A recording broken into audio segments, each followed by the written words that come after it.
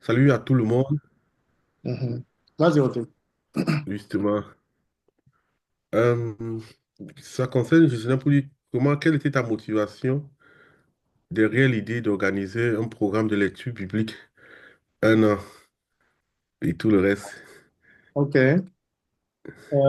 Bon, ce qui était ma motivation, c'était vraiment que les chrétiens apprennent à eux-mêmes à rentrer dans la Bible.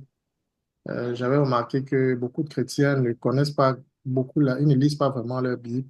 Ils se nourrissent de prédications, mais eux-mêmes, le contact personnel avec Dieu, le contact personnel avec la parole de Dieu, et pour apprendre de Dieu, il n'y avait pas cette relation-là pour beaucoup. Mhm. J'ai dit, OK, si on lance ça, on encourage les gens à lire la Bible véritablement. Ça fait que chacun lit lui-même ce que, et Dieu peut lui parler. Et maintenant, les enseignants peuvent compléter, ajouter, voilà. Mais chacun a un rapport avec la parole de Dieu. Mhm. Ah oui, ah, c'est vrai parce que, en fait, comme Jésus disait, oh, la vie éternelle, c'est qu'ils te connaissent, toi, le seul vrai Dieu et celui que tu as envoyé, Jésus-Christ. Donc, que chacun puisse faire cette expérience-là, connaître Dieu lui-même. Et c'est comme ça qu'il peut vraiment avoir cette assurance-là, tu vois.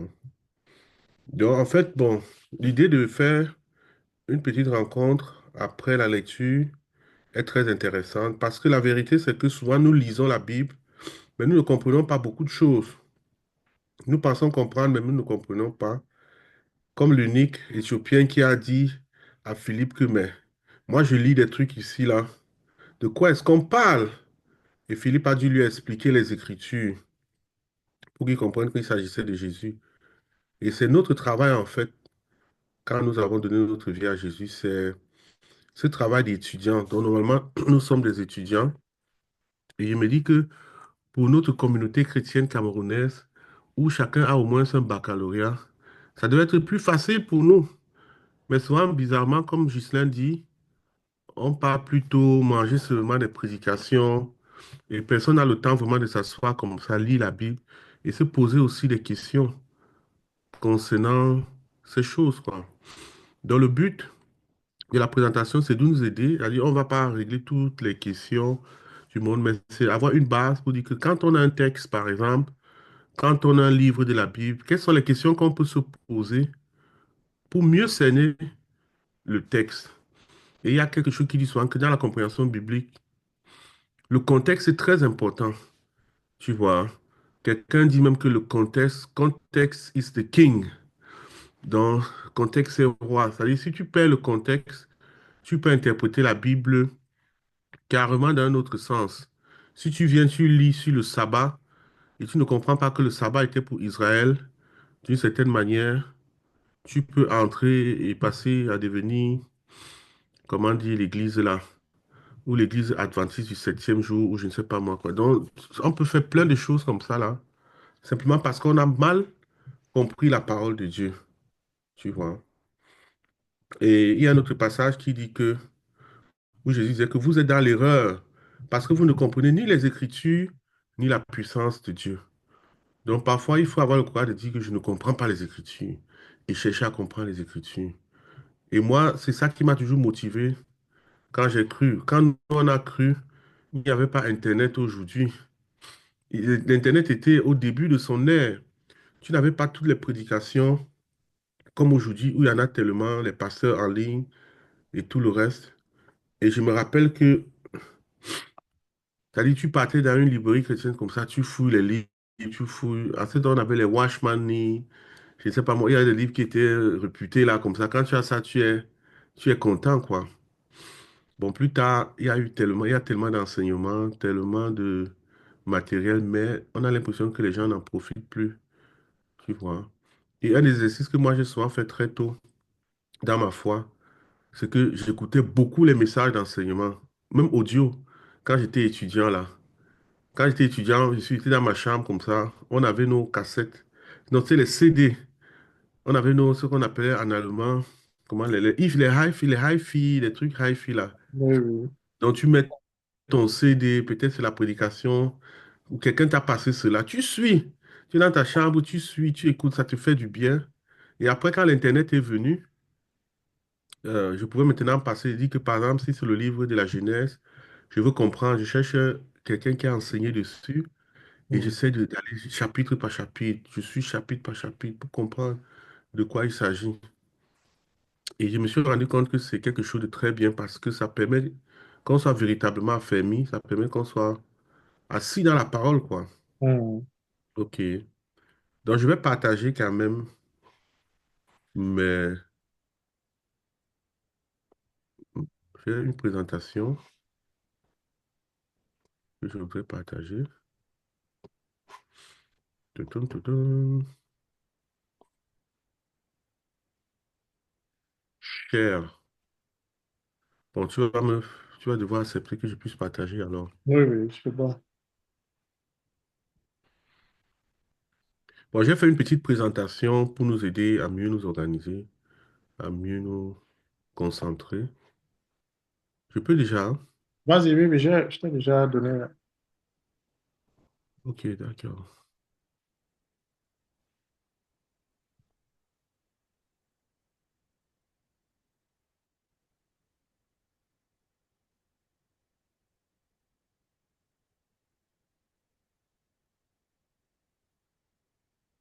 Ok. Vous voyez quelque chose? Do you see Ouais, something? ouais, on voit. Bon, je vais maintenant mettre ça en mode présentation.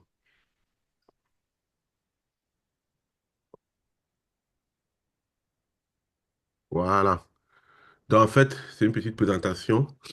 Et en fait, quand on a un livre de la Bible, il y a les choses les plus simples qu'on peut se poser comme question, quoi. Il y a des questions qu'on appelle, je ne sais pas comment on appelle ça en français, ils appellent ça, il y a un nom pour ça, mais en allemand, nous, on dit les vivas, bla, bla, bla. Donc, en français, qui, où, comment, quoi, quand. Donc, c'est la première chose quand on a un texte biblique, se poser les questions les plus simples.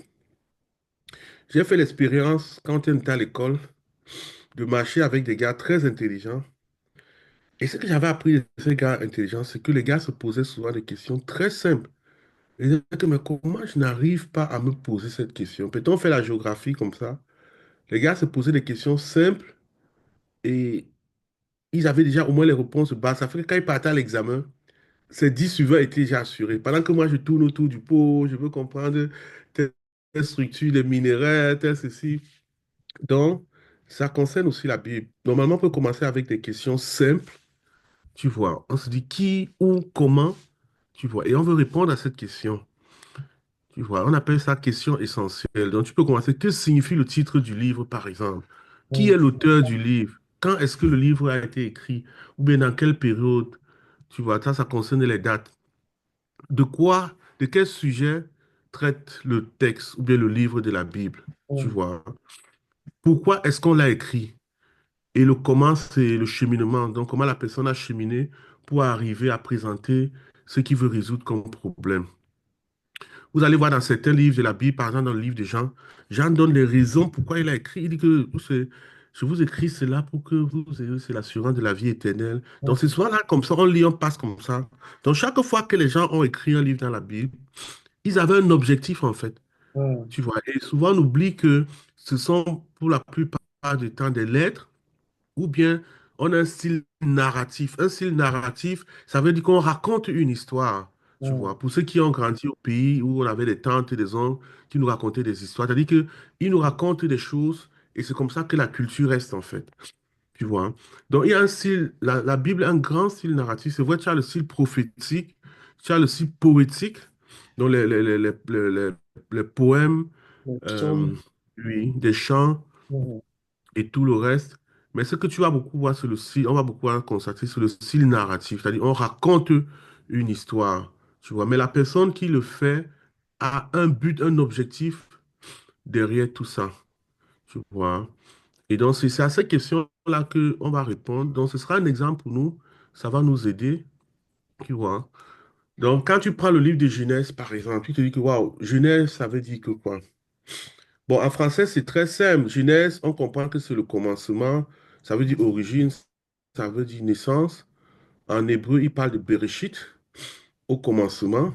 Donc, on voit ça même dans la Bible. Quand tu vois dans Genèse, on dit, au commencement, Dieu créa. Donc, Hmm. au commencement, le livre commence avec au commencement. C'est ça le titre du livre. C'est le livre du au commencement. Tu vois. Et c'est tout est dans le livre, en fait. Tu vois. Donc, c'est le premier livre de la Bible hébraïque, de l'Ancien Testament chrétien. Donc, il raconte les origines des cieux, de la terre, de la lumière, des ténèbres. Donc, on traite les origines, origine du péché, origine du salut, de la civilisation, du mariage, origine. Quand tu vas dans Genèse, c'est origine, origine, origine. Et ce qui est très intéressant dans le livre, c'est que le gars raconte une histoire, mais dans cette histoire, il y a tellement d'informations qui sont enfouies dedans. Ça, c'est ça qu'il dit que ça peut être que Dieu qui a fait ce livre. Quand on commence à étudier le texte, pour nous qui avons fait terminal, où on avait des textes à étudier et tout, vous savez, quand tu commences à étudier le texte, tu vas en profondeur. Tu te rends compte que mais ça peut pas être un homme qui a écrit ce livre-ci. Comment quelqu'un raconte une histoire et l'histoire, il la raconte peut-être sur 1000 ans. Comment il arrive à résumer toute une histoire de 1000 ans en deux phrases, en trois phrases. Et malgré cela, tu trouves toutes les informations que tu as besoin pour comprendre le passé. Donc, c'est ça l'art du livre de Genèse. C'est-à-dire, on fait des petits résumés. On te dit que Abraham a fait ceci. On te dit que euh, Noé était comme ça. C'est toutes des petites histoires, des petits narratifs. Mais tu as la théologie dedans, plus que la bombe atomique. C'est-à-dire que tu as des principes théologiques dedans tellement puissants, tellement forts. Mais c'est des choses qu'on ne peut découvrir que quand on commence à creuser. Tu vois, quand on commence à creuser, on commence à chercher à comprendre. Et donc, la prochaine question, on va se poser, qui a écrit le livre? Ça, c'est une question simple aussi pour ce livre-ci. La tradition juive attribue le livre à Moïse, en fait. Tu vois, on peut voir des textes. Et j'ai pris une image là, par exemple. On dit dans certains livres, ceux qui ont la livre en allemand, la Bible en allemand, on ne parle pas de Genèse. Souvent, on parle du premier livre de Moïse, deuxième livre de Moïse, troisième livre de Moïse. Tu vois, sur la photo, on voit par exemple qu'il y a Genèse, Exode, Lévitique, Nombre, Deutéronome. Donc, ce sont les livres que Moïse a écrits. On appelle ça aussi la Torah. C'est ce qu'on appelle aussi le livre de la loi. En fait, quand on parle du livre de la loi, ce sont les cinq livres-là, en fait. Tu vois, on a parlé de ça dans notre échange dernièrement, mais quelqu'un disait que qu'est-ce que c'est que la loi de Dieu et Hmm. tout, et tout. En fait, dans le passé, quand Josué parle du méditer le livre de la loi, c'était ce livre-là, en fait. C'était un livre. Après, ça a été divisé en plusieurs petits livres pour faciliter la lecture. Mais c'était ça le livre de la loi. Mais pour nous, quand on interprète aujourd'hui, on ne se limite plus à ces cinq livres. On comprend que la loi de Dieu, c'est aussi un livre du Nouveau Testament. On a Hmm. une intelligence spirituelle pour comprendre de quoi on parle. Donc, on ne se limite pas pour dire que c'est seulement les cinq livres de Hmm. Moïse. Tu vois, donc, tu as cet aspect-là.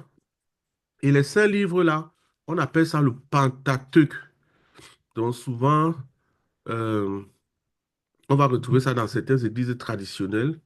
Donc, j'ai essayé de montrer les livres que, par exemple, les juifs reconnaissent, les livres que les protestants reconnaissent, les catholiques orthodoxes, c'est un peu différent. Mais les cinq premiers livres, il n'y a pas de discussion dessus. Et sur le livre de Genèse, il n'y a pas de tout le monde est unanime, que tu sois catholique, que tu sois protestant, que tu sois pentecôtiste. C'est ça la puissance de ce livre, en fait. Ce n'est pas un truc qu'on commence à discuter que non, ça doit être dans le canon, ce n'est pas dans le canon.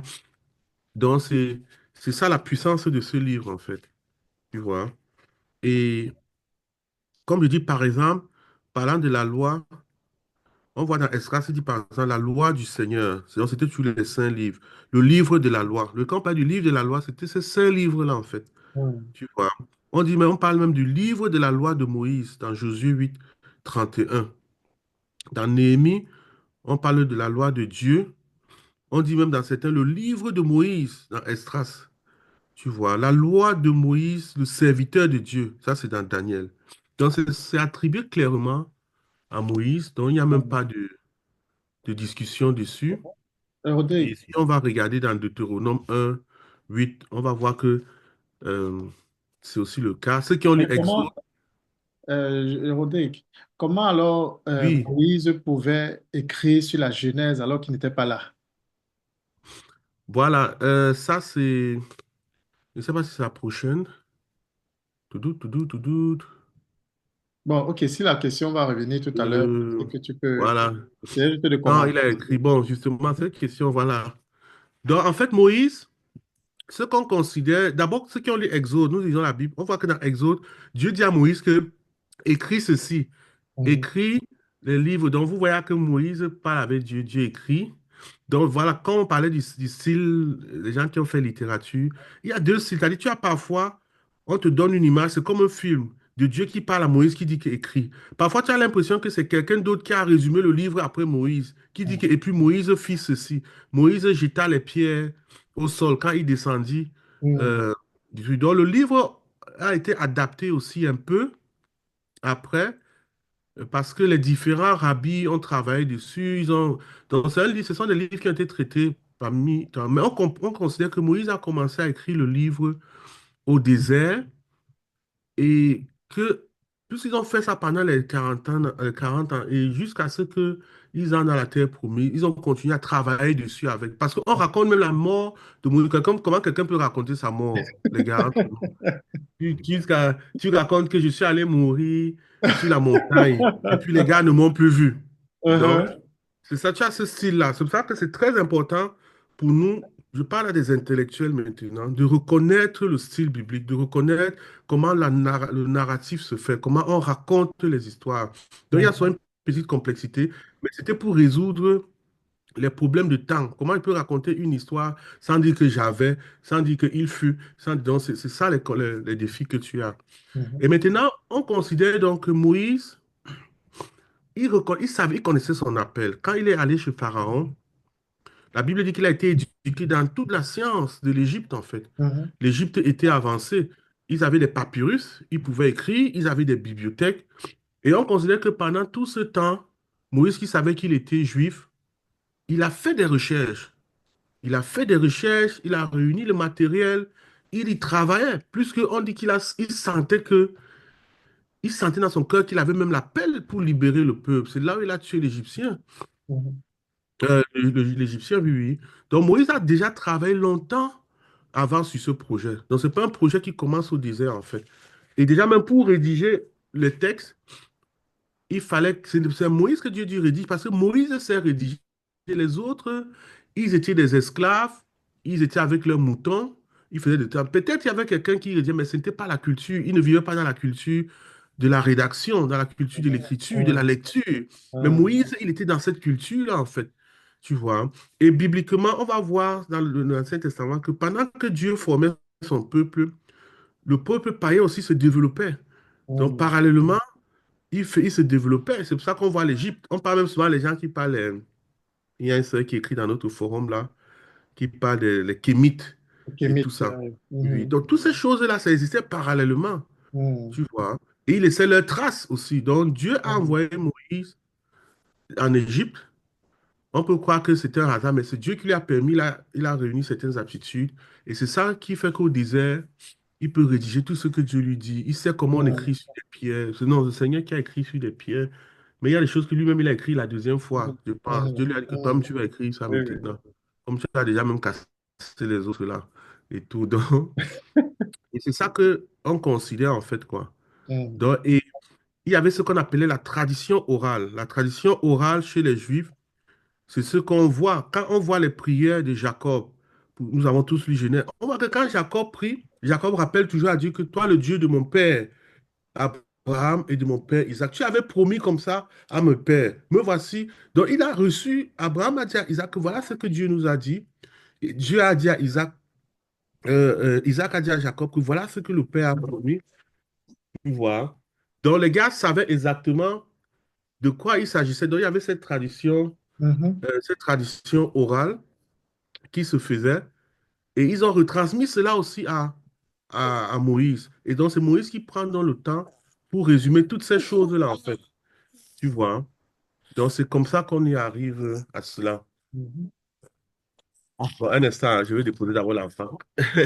Un Ça, instant. c'est déjà intéressant parce que, comme Rodrigue a dit, de voir que Dieu a préparé Moïse même pour pouvoir lui donner la loi plus tard avec, avec Israël. Et quand il parlait de ça, déjà, je voyais encore le fait que mais, les peuples même, parfois on dit que oui, l'Égypte, il y avait l'écriture, c'est là-bas que les peuples là savaient déjà certaines choses, avaient déjà certaines choses que même le peuple qui était censé plus tard devenir ce peuple de Dieu là, euh, eux-mêmes ils n'avaient pas encore, donc ils étaient esclaves, mais à Moïse, comme si c'était le hasard, mais c'est pas le hasard. Dieu le fait entrer chez le pharaon et puis c'est comme l'écriture, la lecture, tout ça là, c'était des choses qui étaient destinées juste aux dignitaires, aux personnalités et tout ça là. Donc Dieu utilise vraiment, Dieu amène vraiment Moïse chez Pharaon pour apprendre les choses dont il va se servir plus tard. Donc c'est vraiment intéressant, Audrey. Je pense Justement. que Dieu Donc, utilise notre parcours. C'est lui qui oriente notre parcours en fait. justement, c'est Mhm. ça. C'est pourquoi que j'avais rencontré un Camerounais, non, un Congolais qui vit aux États-Unis, il y a de cela même 15 ans, et il m'encourageait à écrire. Il faisait un doctorat. Il dit que ça nous manque en Afrique. On a beaucoup écrit, apprendre à écrire, lire les filles, faire des trucs. Parce que Dieu utilisait ces choses, en fait. Mhm. Dieu utilisait ces choses. Et c'est ce qui est arrivé à Moïse, en fait. Voilà. Donc, on va se poser la question de quand. Quand est-ce que Moïse a écrit ça? On a dit, c'est dans le désert Mhm. qu'il a écrit le livre.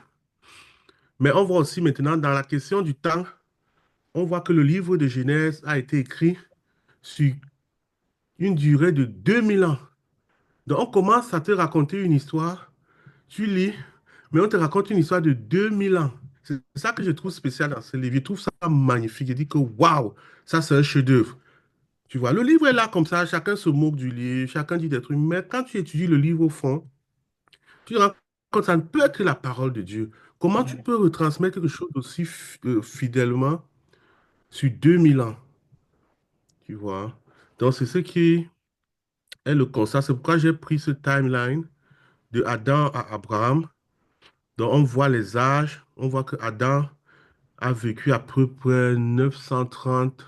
Oui, oui. Et puis, à 130, il a accouché Seth, qui a vécu peut-être 900 et poussière. Et on voit que quelqu'un disait que quand tu regardes, tu vas voir que c'est très possible que Noé ait connu Adam. Donc, Hmm, c'est très possible que Noé ait vu Adam, qu'il a dit que voilà notre père. c'est intéressant. Tu vois, quand tu étudies le tableau, ils ont vu Adam, il vivait longtemps. Ils ont vu Methuselah. Methuselah, quand il est venu, c'était une prophétie pour dire que le temps, la fin arrive. Et quelques temps avant, Adam meurt, avant que la fin ne... C'était les choses ne se gâtent.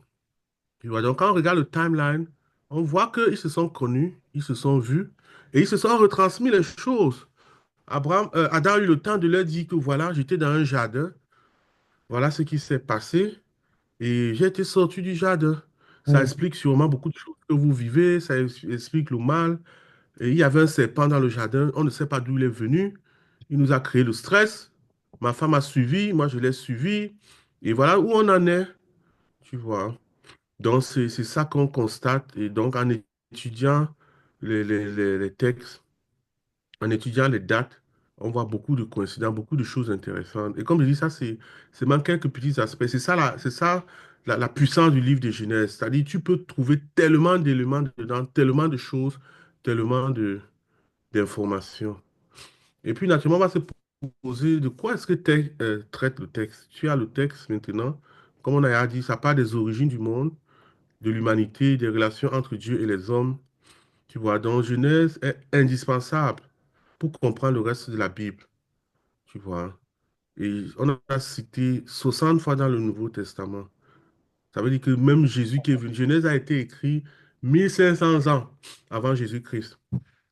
Et quand Jésus-Christ lui vient lui-même, il cite Genèse. Vous vous rappelez où Jésus dit que, on parlait du mariage, il dit lui-même Jésus que rentrant au commencement, les choses n'étaient pas comme ça. Donc Jésus lui-même, il cite le livre de Genèse. Ce n'est pas un truc que quelqu'un a bricolé, comme les athéistes disent souvent que, ah, mais Jésus, qui est venu, le Fils de Dieu, il cite ce livre-là, tu vois. Et on voit aussi que plus de la moitié des héros de la foi y apparaissent à Hébreu 11. Quand on parle des héros de la foi, vous allez voir Abraham, Sarah, tout ça. Ce sont les gars, on est même encore dans Genèse. Écoutez, il y a beaucoup d'autres livres. Donc, ça montre l'importance du livre. C'est un livre qui a une place vraiment centrale dans la vie chrétienne, dans la compréhension de la vie chrétienne. Puisque les frères dans Hébreu citent cela, qui vient peut-être aussi dans les 1600 ans après que le livre a été écrit. Alors, pourquoi? Parce qu'il y a des vérités fondamentales dans le livre, dont l'unité de la race humaine. Nous, tous qui vivons en Europe, on parlait du racisme blanc, noir, kémique, ceci. Mais en réalité, on était une race. Nous sommes une race, pas on était. Nous sommes une race en réalité quand on étudie le livre de Genèse. On voit qu'on vient d'un seul père qui est Adam. On voit qu'on vient de Noé. Noé, par ses trois enfants, il repeuple la terre et sûrement il y a des changements dans la couleur de la peau. Il y a des changements dus au déplacement qu'on se fait. Hein, pour nous qui étions au pays, quand tu es petit, quand quelqu'un allait en bain, quand il revient, on dit que mais il a la fraîcheur d'un bain sur son visage. Tu sens que sa peau a même un peu changé. Tu te dis que mais s'il part en Suède alors, ou bien en Norvège où c'est plus froid, sûrement sa peau sera même encore plus claire. Bon, il y a des phénomènes comme ça dans la nature que nous ne savons pas comment ça se fait, mais ça change la peau, ça change la couleur de la peau, ou bien la mélanine comme on appelle. Donc c'est ce qui s'est passé avec les enfants de Noé. Donc, il y a l'universalité du péché, la cause, ses conséquences, les choses que chacun veut comprendre. Pourquoi est-ce que je souffre? Pourquoi est-ce que le péché me torture? Le livre de Romains, par exemple. Dans Romains, Paul essaie de régler aussi des questions fondamentales. Je dis ça, lis sur ça, parlant de la loi, de la foi. Et il y a un aspect qui est très important, je pense au chapitre 4 ou au chapitre 5. Et il dit qu'en Adam, tous ont péché. Tu vois. Donc, Paul, lui, il rentre au commencement. Lui, il voit le problème de l'humanité en Adam. Adam, tous ont péché. Paul n'a pas dit que ton grand-père a péché, il était allé chez les marabouts. Paul n'a pas dit que oh, c'est parce que vous avez un hôtel au village, c'est ça qui te rend la vie difficile. Paul, lui, il est rentré, il est allé encore plus en arrière. Et c'est ça qui fait sa théologie, ce qui rend sa théologie solide. Si moi je dis que ah, mon grand-père, il a fait des choses, c'est pourquoi on échoue toujours. Et tout. Ma théologie n'est pas solide, ce n'est pas très solide. Mais il y a des choses qui sont claires, qui sont écrites dans les Écritures, et où je peux tracer, retracer, je vois que, en fait, mon problème vient du jour où Adam, dans le jardin, a accepté le fruit qui lui était défendu. Tu vois, donc l'universalité du péché, dans ses causes, ses conséquences, on voit aussi les conséquences du péché. Cependant, on voit aussi la récompense de ceux qui font confiance à Dieu en lui obéissant. C'est l'encouragement qu'on a dans le livre. Tu vois, on voit Abraham qui a des récompenses. Il n'est pas parfait dans sa marche avec Dieu, il bug encore, mais on voit que Dieu le récompense. Dernièrement, j'ai parlé aussi de Jacob, j'ai écrit dans le chat comment on citait le nombre d'animaux que Jacob avait. Il avait des chameaux, il avait euh, des chèvres, des boucs, des centaines. Donc, c'était tout un... Donc, mais Dieu l'a béni parce qu'il s'efforçait à obéir au Seigneur. Donc, on voit aussi la récompense pour ceux qui font confiance à Dieu, à lui obéir. Et c'est très clair dans ce texte-là. Tu vois, on voit aussi la récompense, on voit aussi Joseph même, qui a aussi obéi à Dieu. Tu vois, Joseph a obéi et Dieu l'a récompensé. Donc, on voit qu'il y a une récompense déjà terrestre pour eux, quand on obéit vraiment au Seigneur. Donc, c'est un encouragement pour nous. En lisant ce livre, et je dis souvent ça même à mon fils ici. Il a ses projets, il veut devenir footballeur, il a ses épreuves. Bon, je lui dis toujours que regarde Joseph. Joseph, il a eu la promesse de Dieu, mais Joseph a tenu ferme jusqu'au bout. Donc, on peut s'encourager avec ce livre. Tu peux encourager ta famille, tu peux encourager tes enfants. Tu leur dis que mon fils, pardon, laisse la fornication. Tu vois, Joseph, on est venu lui donner tout, mais il a dit non. Toi aussi, tu peux dire non. Si Joseph a dit non, tu peux dire non. Tu vois, donc tu peux prendre ça et vraiment encourager beaucoup de gens avec beaucoup de personnes. Tu vois. Et on voit que Joseph est une préfiguration du Christ. Ça, c'est une question qui va venir plus tard. Mais j'ai quand même déjà cité ça ici. Donc, qu'est-ce que ça... On voit déjà une image du Christ dans le livre de Genèse. Donc, Genèse a tout. Je vais vous dire que c'est comme une bombe atomique, bon, mais je ne sais pas si c'est théologiquement propre. Donc, Genèse a tout, le livre explosif, Le livre a tellement d'informations, le livre a tellement de nourriture spirituelle. Et donc, pourquoi est-ce que Moïse il a écrit aussi ces choses? Pour venir sur la question de pourquoi, donc, ça c'est déjà un peu beaucoup maintenant, ça c'est la théologie en fait déjà. Il y avait cette vision monothéiste. Tu vois, et là, contre la vision polythéiste, panthéiste, athéiste, tu vois, parce que, rappelons-vous dans le désert, ce que Dieu l'a dit, que, oh Dieu, oh, comment il dit ça, que Israël sache que Dieu est un. Donc, il fallait, Dieu se révèle en tant que un, bien qu'au début, dans Genèse, on voit qu'il est Elohim, il est Mhm. plusieurs, mais il est plusieurs en un. Mais il veut que les enfants d'Israël sachent qu'il est un. Et cette vision, le monde autour d'eux n'avait pas ça. Le monde autour d'eux avait beaucoup de Dieu. Donc Dieu commence à tracer son phare dans son peuple, à enseigner à son peuple qu'il écrit ces choses pour que les gars comprennent qu'il est un. C'est le même Dieu qui dit, je suis le Dieu d'Abraham. Il traite avec Abraham. Mhm. Abraham, son temps passe, il vient, il prend Isaac. Donc on voit qu'un Dieu qui ne change pas, un Dieu qui est sûrement plus dit, il est transcendant, c'est-à-dire qu'il est il est hors du temps, tu vois. On voit un Dieu qui vient, il parle à Jacob, un Dieu qui va en Égypte. Donc il est là. C'est un Dieu, c'est une personne qui ne change pas, qui est fidèle, qui est tout. Donc une vision qui est différente de la culture polythéiste. Poly, c'est plusieurs, dans les gens qui ont plusieurs dieux. Ou bien la culture athéiste, des gens qui disent qu'il n'y a pas de Dieu. Mais le livre de Genèse est magnifique parce que celui qui se présente comme Dieu, on voit que de génération en génération, il réapparaît. Il réapparaît. Parfois, c'est dans des songes. Parfois, il vient parler à Jacob dans ses songes. Il dit des choses. Donc, on voit sa présence. Dieu est extrêmement présent dans le livre. Il est présent, il est vivant. Tu vois. Donc, c'est ça. Le message principal, c'est que Dieu prend soin de l'homme, même après sa chute. Donc, il s'occupe de chacun. Donc, on voit que Dieu s'est occupé d'Abraham. Le temps d'Abraham est parti. Il s'occupe d'Isaac. Le temps d'Isaac. Il s'occupe de Jacob. Tu vois, il s'occupe aussi de Joseph. Bien que Joseph est en prison, Dieu ne l'a pas oublié. Tu vois. Et c'est ça le message qu'on veut qu'on comprenne dans le livre de la Genèse. Tu vois. Donc, ça, c'est presque le dernier. Donc, comment est-ce que bon, maintenant, ça, c'est la structure. Quand on a un livre de la Bible aussi, c'est toujours important de comprendre la structure. Hein. Nous, les longs crayons, là, c'est comme ça qu'on va on nous appeler au pays. Un long crayon, il veut toujours structurer les choses dans sa tête. C'est toujours bien de structurer le livre. Et bon, la structure de Genèse, selon les commentaires qu'on lit, chacun structure ça autrement. Il y a des gens qui disent qu'il y a deux grandes parties. Il y a des gens qui disent qu'il y a 10 parties. Ça dépend de comment ils s'orientent. Tu vois. Mais ce qu'on constate, c'est qu'il y a d'abord les origines de l'humanité. Donc, on voit la création, on voit la chute. Donc, on avait l'histoire de Caïn, Abel, le déluge et la tour de Babel. Parce que la tour de Babel, ça nous donne l'origine aussi de la division des différentes langues, le dispersement dans les nations, comment les nations sont créées. Les gens vont et ils créent les nations. C'est là où les nations commencent. Et on sait que pendant qu'ils font cela, plus tard, on voit que l'Égypte est déjà tellement développée. Pendant que Dieu lui combat encore avec son peuple, il combat encore avec Abraham, il combat encore avec Joseph. Bon, Dieu, lui, il a toujours le temps. C'est nous qui n'avons pas le temps. Dieu, lui, il combat. Mais pendant ce temps, l'Égypte, le monde se développe. Et ça nous arrive soi même en tant que chrétien. Tu es enfant de Dieu. Pendant que Dieu travaille dans ta vie, tu as l'impression qu'autour de toi, les autres s'avancent vite.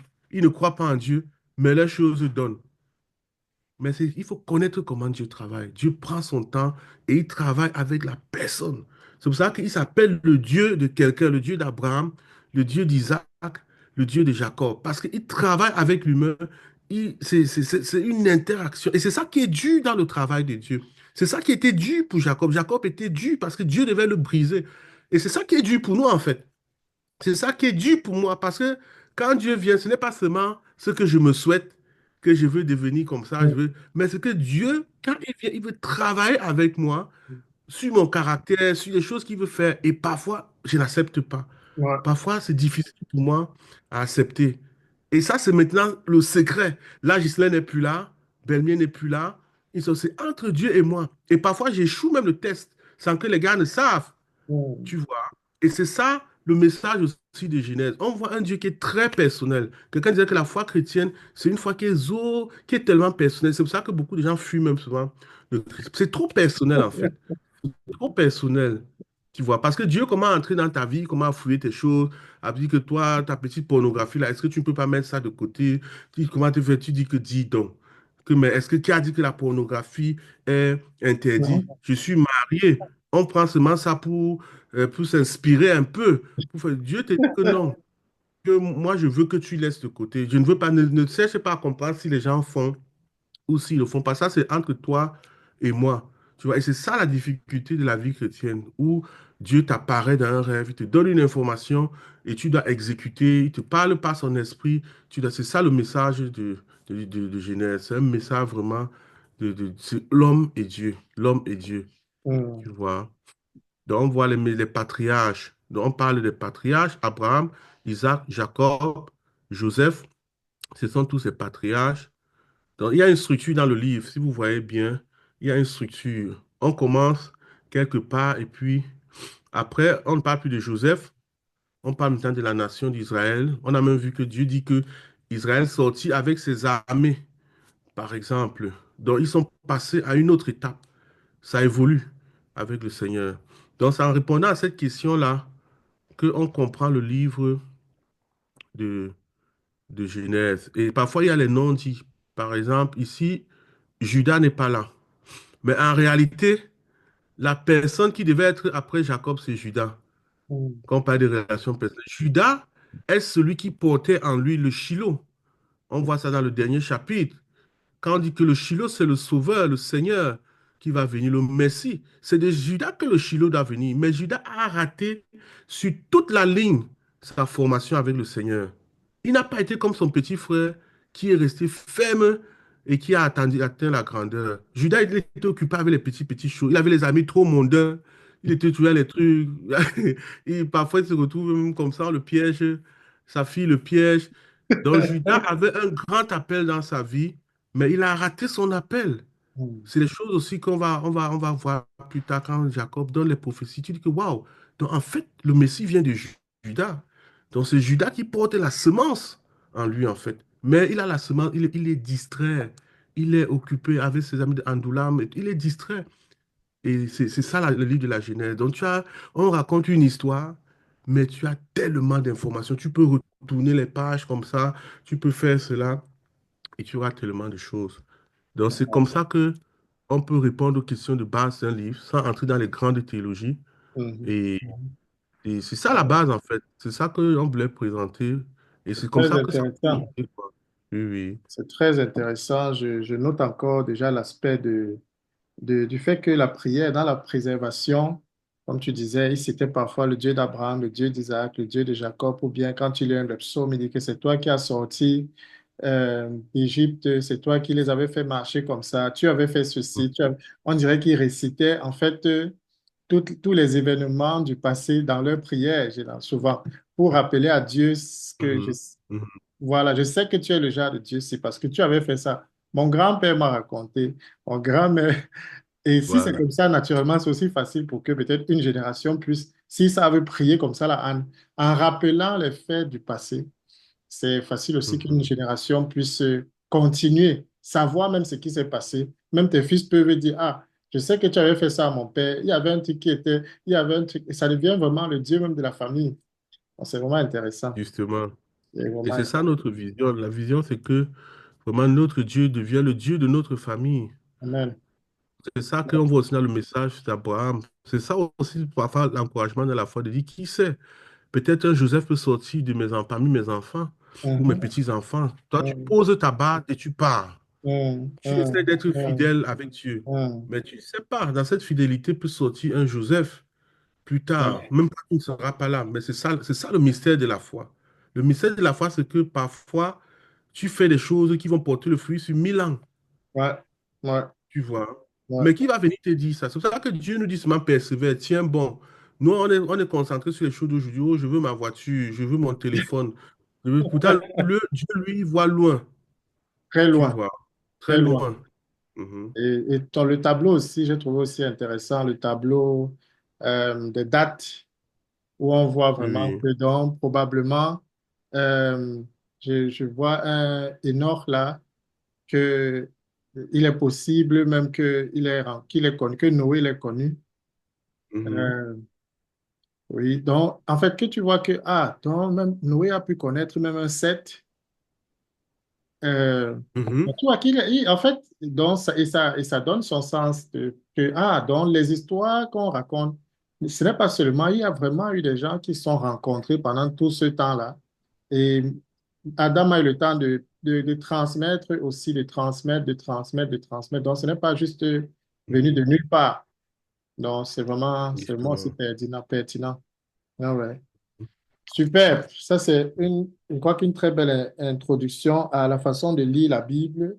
Et je crois que ça va aussi créer l'intérêt chez nous parce qu'il y a aussi une chose que tu as dit qui dit que nous sommes des chercheurs, nous sommes des étudiants de la Bible. Nous sommes des étudiants. Tout chrétien, la Bible Justement. dit que chercher premièrement. Donc, tout chrétien, c'est un chercheur. Et, et la Bible, et à plusieurs endroits, on est encouragé à être studieux, à être Mhm, vraiment concentré en ce qui concerne la Bible. Parce que si vraiment il y a autant de richesses dedans, c'est vraiment malheureux si tu dors sur un trésor. Tu dors sur un justement. trésor. Et donc, ça nous encourage encore. Je pense que ça va aussi encourager les autres à voir que ça soit vraiment faire ce genre d'études, de chercher à connaître les connexions, comprendre comment, pourquoi ceci, cela. Et les gens qui ont passé le temps, les Juifs étaient vraiment des gens, n'a pas aussi été vraiment, Dieu est très sage. Et prendre le peuple juif étudiait les rabbins, ce sont des gens qui on dit qu'ils récitent carrément la Torah. Ce sont des gens qui Mhm, récitent vraiment les Écritures, qui étudient avec une telle assiduité ces choses que tu vois la transmission jusqu'à 2000 ans, on est aujourd'hui à plus de... Donc, merci, on voit Milan.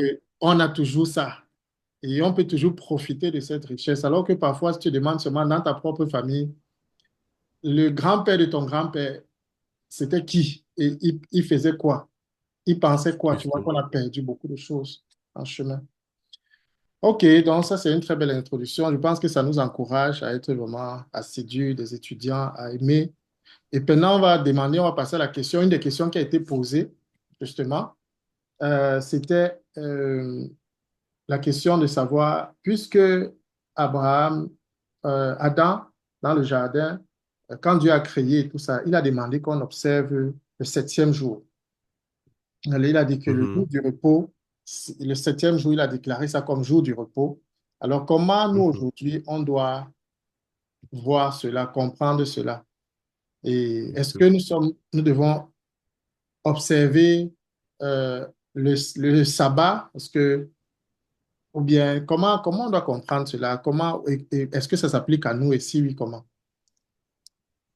Justement, c'est très intéressant parce que le thème revient même dans Exode, où on parle du sabbat, Mhm, où Dieu insiste sur le repos, où nous avons lu Exode. Et c'est un thème qui est d'abord complexe, il faut toujours le dire, parce que même pour les Juifs, le thème était complexe. Ils n'ont pas compris vraiment de quoi il s'agissait pendant plus de 1000, 2000 ans, 1500 ans. Puisque quand Jésus est venu, les gars combattaient toujours à pouvoir comprendre qu'est-ce que c'est même que le sabbat. Donc, dans la création, d'abord, on dit que Dieu a pris le septième jour pour se reposer. mhm, Ce n'est pas que Dieu était fatigué. Ce n'était pas qu'il était fatigué, mais Dieu a décidé comme ça, dans son conseil, qu'il va fixer un septième jour, il va appeler ça le jour du repos. Vraiment, ne me demandez pas pourquoi il a fait comme ça. C'est dans son conseil. On va même dans Genèse qu'on dit au commencement, Dieu créa. On ne nous dit pas d'où ce Dieu vient. On ne dit pas. Donc Dieu se présente, il entre directement en scène. C'est comme un film, quelqu'un entre seulement, pam. Il dit, comment vous dire seulement que, gars, ça va comme ça. Tu dis que tu sors même d'où. Il dit que je n'ai pas d'informations à vous donner sur d'où je sors. Bon, plus tard, peut-être qu'il va dire des choses sur. Donc, comprendre déjà le sabbat, comprendre que est-ce que la sœur a parlé du. Est-ce que c'est le dimanche? mhm, Est-ce que c'est le septième jour? Déjà, le septième jour, c'était le samedi. Le premier jour de la semaine, en réalité, c'était le dimanche. Donc, c'est des choses qu'il faut clarifier aussi. vraiment. Justement, il faut clarifier. Et Dieu a donné ce modèle-là à Israël parce que Dieu voulait qu'il reste tranquille pour pouvoir méditer, pour pouvoir, je ne sais pas, l'adorer, faire certaines choses. Il y a plusieurs raisons pourquoi Dieu l'a donné le sabbat. Déjà qu'il venait aussi de l'Égypte. Et en Égypte, c'est possible qu'ils aient été troublés psychologiquement. Ils voient. Les gars ont fait 400 ans en Égypte. Tu ne sais pas ce que ça a laissé, quelle trace ça a laissé sur eux. Il y a beaucoup de choses comme ça que si tu donnes à un psychologue, il va étudier. Donc, ça fait que quand ils sortent de là, Dieu leur donne certains commandements, Dieu leur donne certains trucs pour leur bien, pour rééquilibrer. Dieu insiste, il dit que c'est très important que vous fassiez cela. Tu vois. Donc, ça fait que c'est un modèle qui est très intéressant. Et dans le Nouveau Testament, Jésus essaie de clarifier encore ce sabbat. Et Jésus lui dit maintenant qu'il est le sabbat. Parce que le sabbat, c'était le repos. Jésus dit que le repos, là, c'est lui. On appelle ça le repos en Jésus. On parlait encore de ça, la loi et la foi et tout. Donc, quand Jésus lui vient, il change, il les donne. Ça fait que toute la façon de voir le sabbat a changé. Donc, le sabbat est en Jésus maintenant. Tu vois. Et quand Paul, l'Église est née, maintenant, eux, ils fêtent le culte plutôt le premier jour de la semaine, qui est le dimanche. Tu vois. Ils ne font plus le septième jour, comme les Juifs qui avaient le samedi, tout était fermé. Et ils font ça maintenant le dimanche, le premier jour de la semaine. Et c'est ça que nous, on hérite. Et on peut croire que le dimanche, c'est le septième jour. En fait, le dimanche, c'est le premier jour. Tu vois. Et le modèle qui a été donné, c'est un très bon modèle qu'on peut tous adopter. Ça a beaucoup d'avantages. Tu vois. Dans le Nouveau Testament, ce n'est plus important que j'ai le sabbat le dimanche, le samedi. Chacun organise ça comme il veut. La loi est tombée. Quelqu'un peut dire que son sabbat, c'est le samedi pour des raisons particulières. Mais ce qu'on voit, c'est que Dieu veut quand même toujours qu'on ait le repos. Il veut qu'on entre dans le repos. Pour les grandes sociétés, maintenant, comme en Allemagne, on a imposé le sabbat à toute l'Allemagne.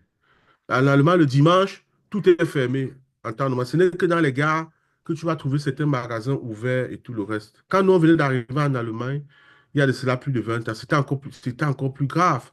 C'est-à-dire, tu avais le dimanche comme ça, c'était mort. C'était mort. Pour ceux qui sortaient pour aller à l'église, tu sors, tu prends ton bus, tu faufiles, tu arrives à l'église, c'est là où tu rencontres les gens. Mais en dehors de ça, personne. Peut-être sur les stades, les yeux où les gens se détendent un peu. Donc, il y a les cultures qui ont introduit cela, l'Allemagne, une des cultures. En France, ils sont tellement païens qu'ils n'ont pas ça. Tu vas en France le dimanche, tout est ouvert. Les trains montent, ça descend et tout. Aux États-Unis, ils ont aussi ce problème-là. Ils n'ont pas respecté cela. Ça fait qu'aux États-Unis, tu ne connais pas quand parfois c'est le dimanche, quand parfois c'est le samedi. Mais ça dépend des États, ça dépend des entreprises. Pourtant, en Allemagne, c'est unanime. Le gouvernement allemand a fait ça pour tout le pays, pour tous les États. Tu vois. Donc, le sabbat en soi, si on veut voir ça comme repos, c'est un concept miraculeux que Dieu nous a donné. Donc, de prendre toujours un jour pour chercher le Seigneur, pour le jour du Seigneur, pour consulter le Seigneur, pour communier avec le Seigneur. Donc, c'est comme ça que moi, je répondrai à la question. Donc, je ne veux pas Mm, absolument dire que parce que Dieu, le septième jour pour Dieu, ce jour-là, c'était un samedi. mm, Mais c'est l'information à la fin qui est importante. Qu'est-ce que Dieu veut atteindre? Dieu veut mm, atteindre qu'on ne soit pas comme des moutons. Il veut que parfois, on fait la pause, sac, on s'arrête, on médite sur nos vies, mm, sur la semaine, avant de relancer. Et ça fait du mm, bien au corps, ça apporte la restauration. Donc, c'est ce que je peux dire. mm. Et je vais m'ajouter aussi que ça nous aidait, ça aide l'homme. Et je sais que Jésus a dit que le sabbat, c'était pour l'homme. Mhm. Donc, les gens avaient confondu maintenant finalement dans la loi et ils commençaient à imposer des choses, imposer, ça devient quelque chose de rigide alors que Jésus dit que le sabbat a été fait pour l'homme. Donc, en réalité, tu comprends que quand Dieu a donné ça justement, c'est vraiment comme Rodrigue a dit, pour que nous reposions, qu'il nous faut du repos aussi. Et c'est aussi un signe, je Mhm. crois, de confiance en Dieu parce que si je prends un jour où je dis, ce jour-ci, je ne veux pas penser à mes business, je veux pas, je veux m'arrêter, je veux faire, c'est une confiance. Ça peut être un jour, peut-être une affaire devait tomber.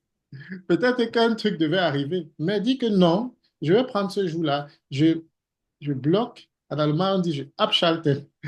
Je me concentre sur Dieu Justement. et je veux Mhm. simplement méditer, passer du bon temps avec la famille, rester dans quelque chose, des choses qui, voilà, qui sont le repos, où je ne suis pas en train Mhm. de faire trop, d'activer et tout ça là. Et je pense que c'est un acte aussi de confiance en Dieu, de pouvoir dire que, OK, à un moment, je m'arrête et je fais ça. Et si Dieu dit que c'est pour nous, le sabbat a été fait pour l'homme, et que certainement, même si on n'est plus sur la loi du sabbat, comme le principe du repos, il est important, du repos des œuvres. Et quand on entre maintenant dans la loi, on dit que, est-ce que on se repose des œuvres? Donc, en fait, c'est toujours dans le même sens. Physiquement, on se repose de notre travail, tout, tout, tout, tout.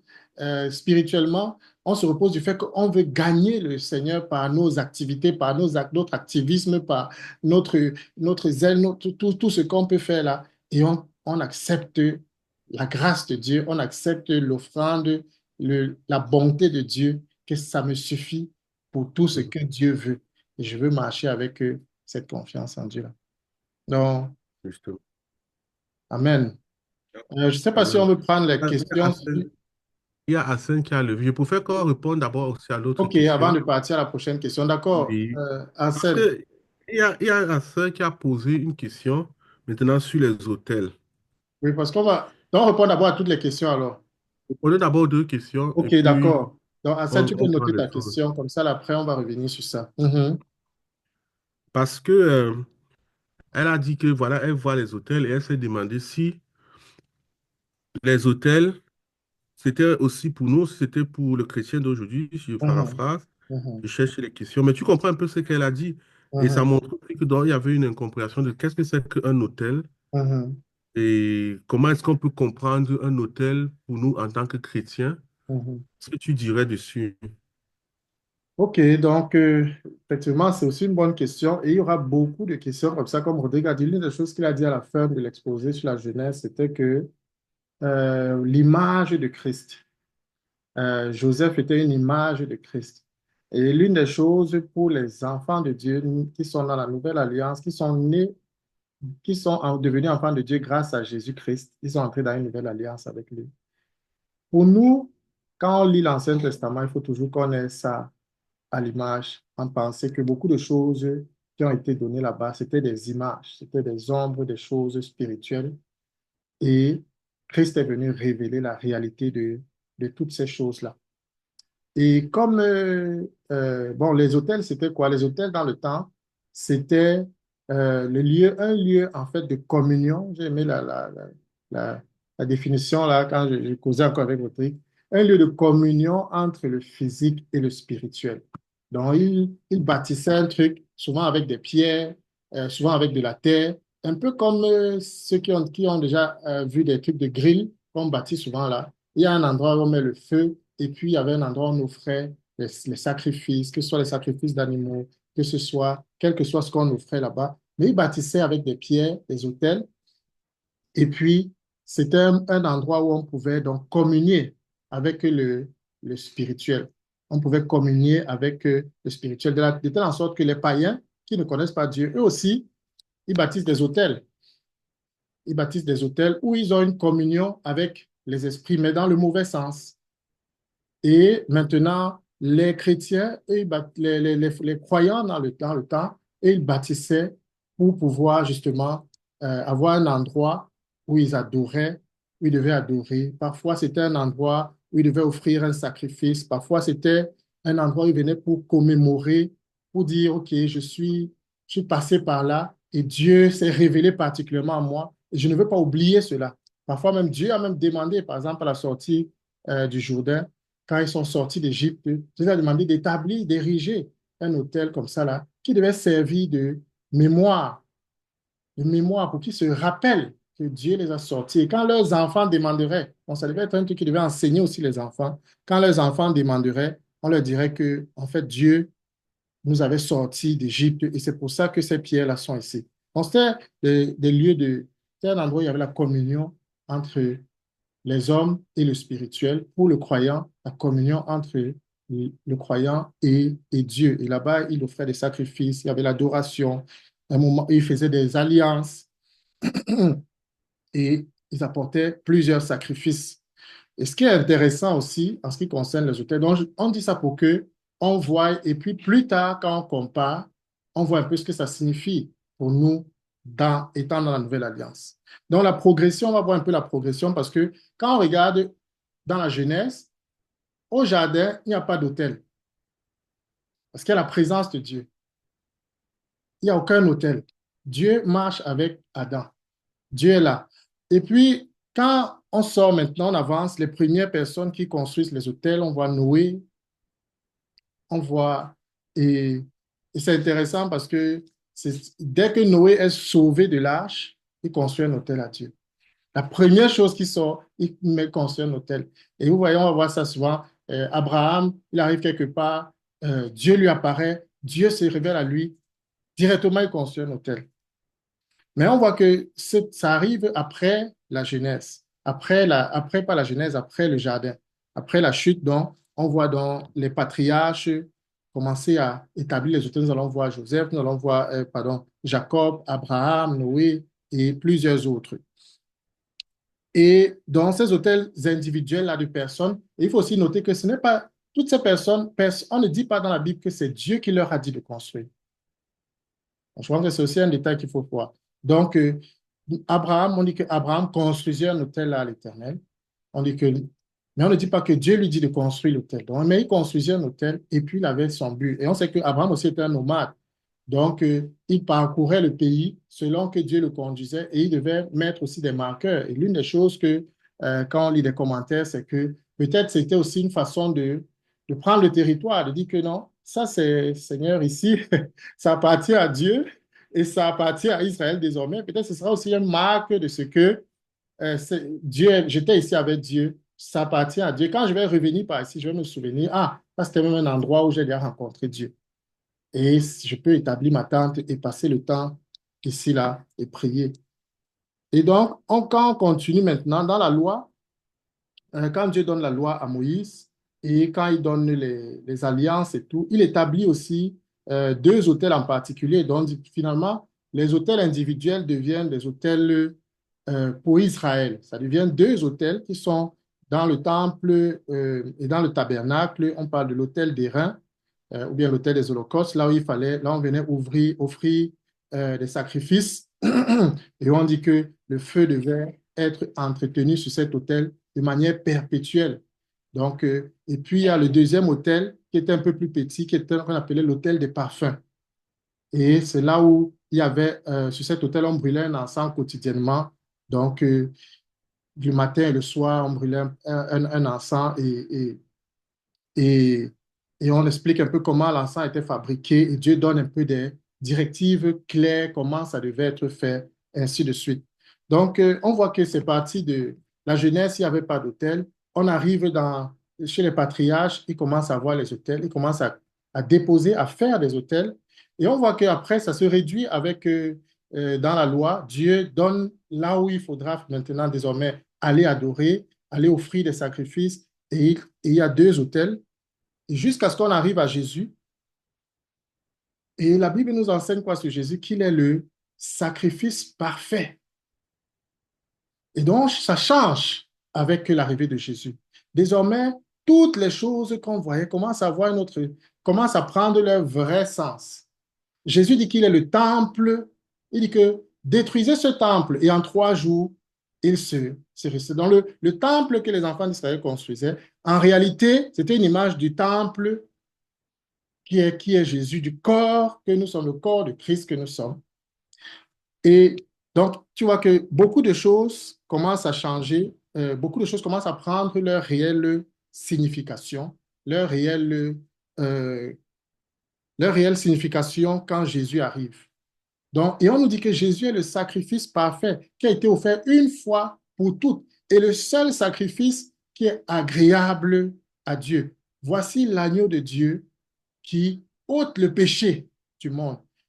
Et c'est intéressant parce que quand on parle souvent des hôtels, on va voir que, comme on a dit, c'était les lieux d'adoration, c'était les lieux pour ouvrir des sacrifices, c'était les lieux de culte, c'était les lieux de commémoration et tout cela. Mais on voit maintenant Jésus, qu'est-ce que Jésus nous enseigne?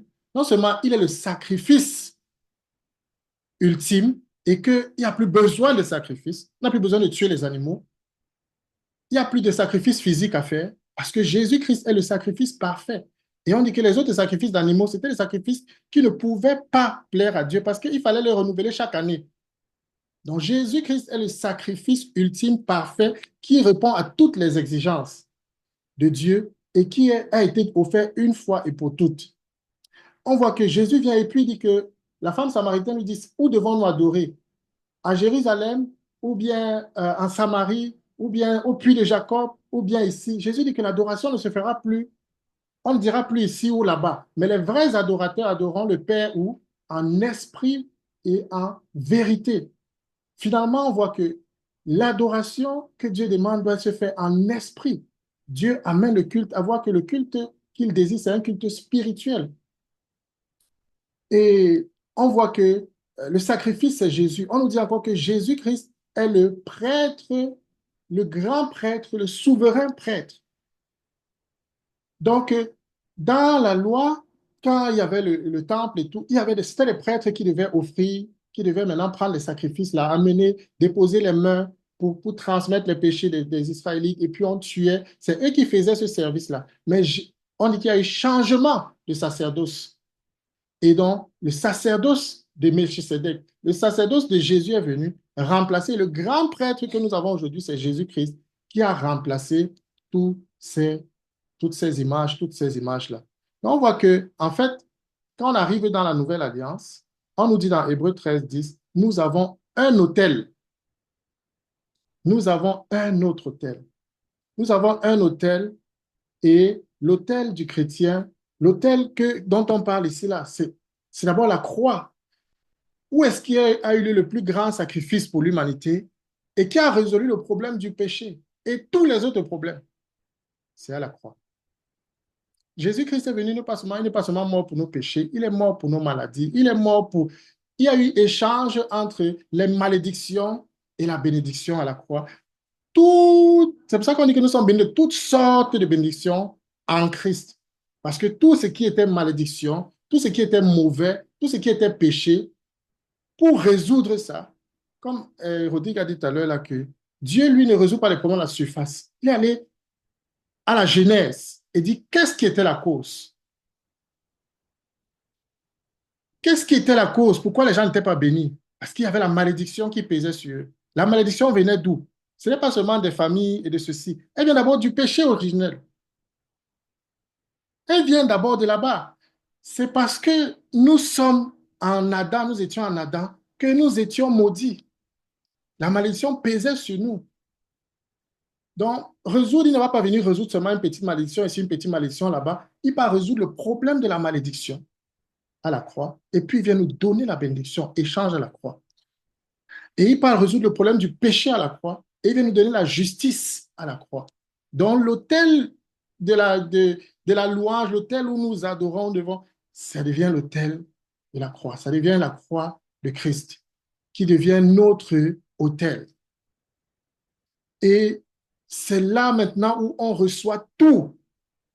C'est là-bas où quand on regarde à Christ, on regarde à son sacrifice, on entre dans une adoration spirituelle qui plaît à Jésus. Et c'est là aussi où on peut offrir à Dieu des sacrifices qui lui soient agréables. Parce que ce n'est plus, comme on a dit, ce n'est plus par la force, ce n'est plus par les œuvres, ça devient dans le repos en Christ, par l'œuvre de Jésus. Et l'œuvre de Jésus glorifie Jésus. Et alors que notre œuvre n'est pas parfaite, si c'est moi que je veux offrir à Dieu, ce ne sera pas parfait. Si c'est moi que je vais toujours offrir, c'est pour ça qu'à un moment, Paul dit que non pas ma justice, mais la justice de Christ. Non pas moi, mais Christ. J'ai beaucoup travaillé, mais non pas moi, mais la force de Christ. Tout le temps en train de remettre l'adoration à Christ, remettre le nom de Christ, parce que le parfum, Christ est le parfum le plus bon qui peut arriver dans les narines du Seigneur. C'est le parfum de Christ.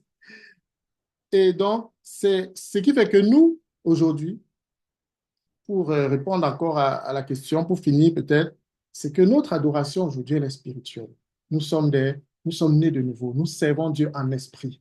Nous sommes des êtres spirituels. Nous offrons à Dieu, qu'est-ce que la Bible dit d'offrir à Dieu aujourd'hui comme sacrifice? Il ne dit plus d'offrir des poules. Vous n'allez plus voir ça. Vous n'allez pas voir les apôtres et l'Église. Tu as encore des poules, tu as des animaux pour offrir à Dieu. Ça n'existe plus quand vous lisez le Nouveau Testament.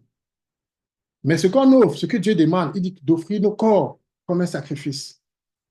Dieu dit d'offrir un sacrifice de louange.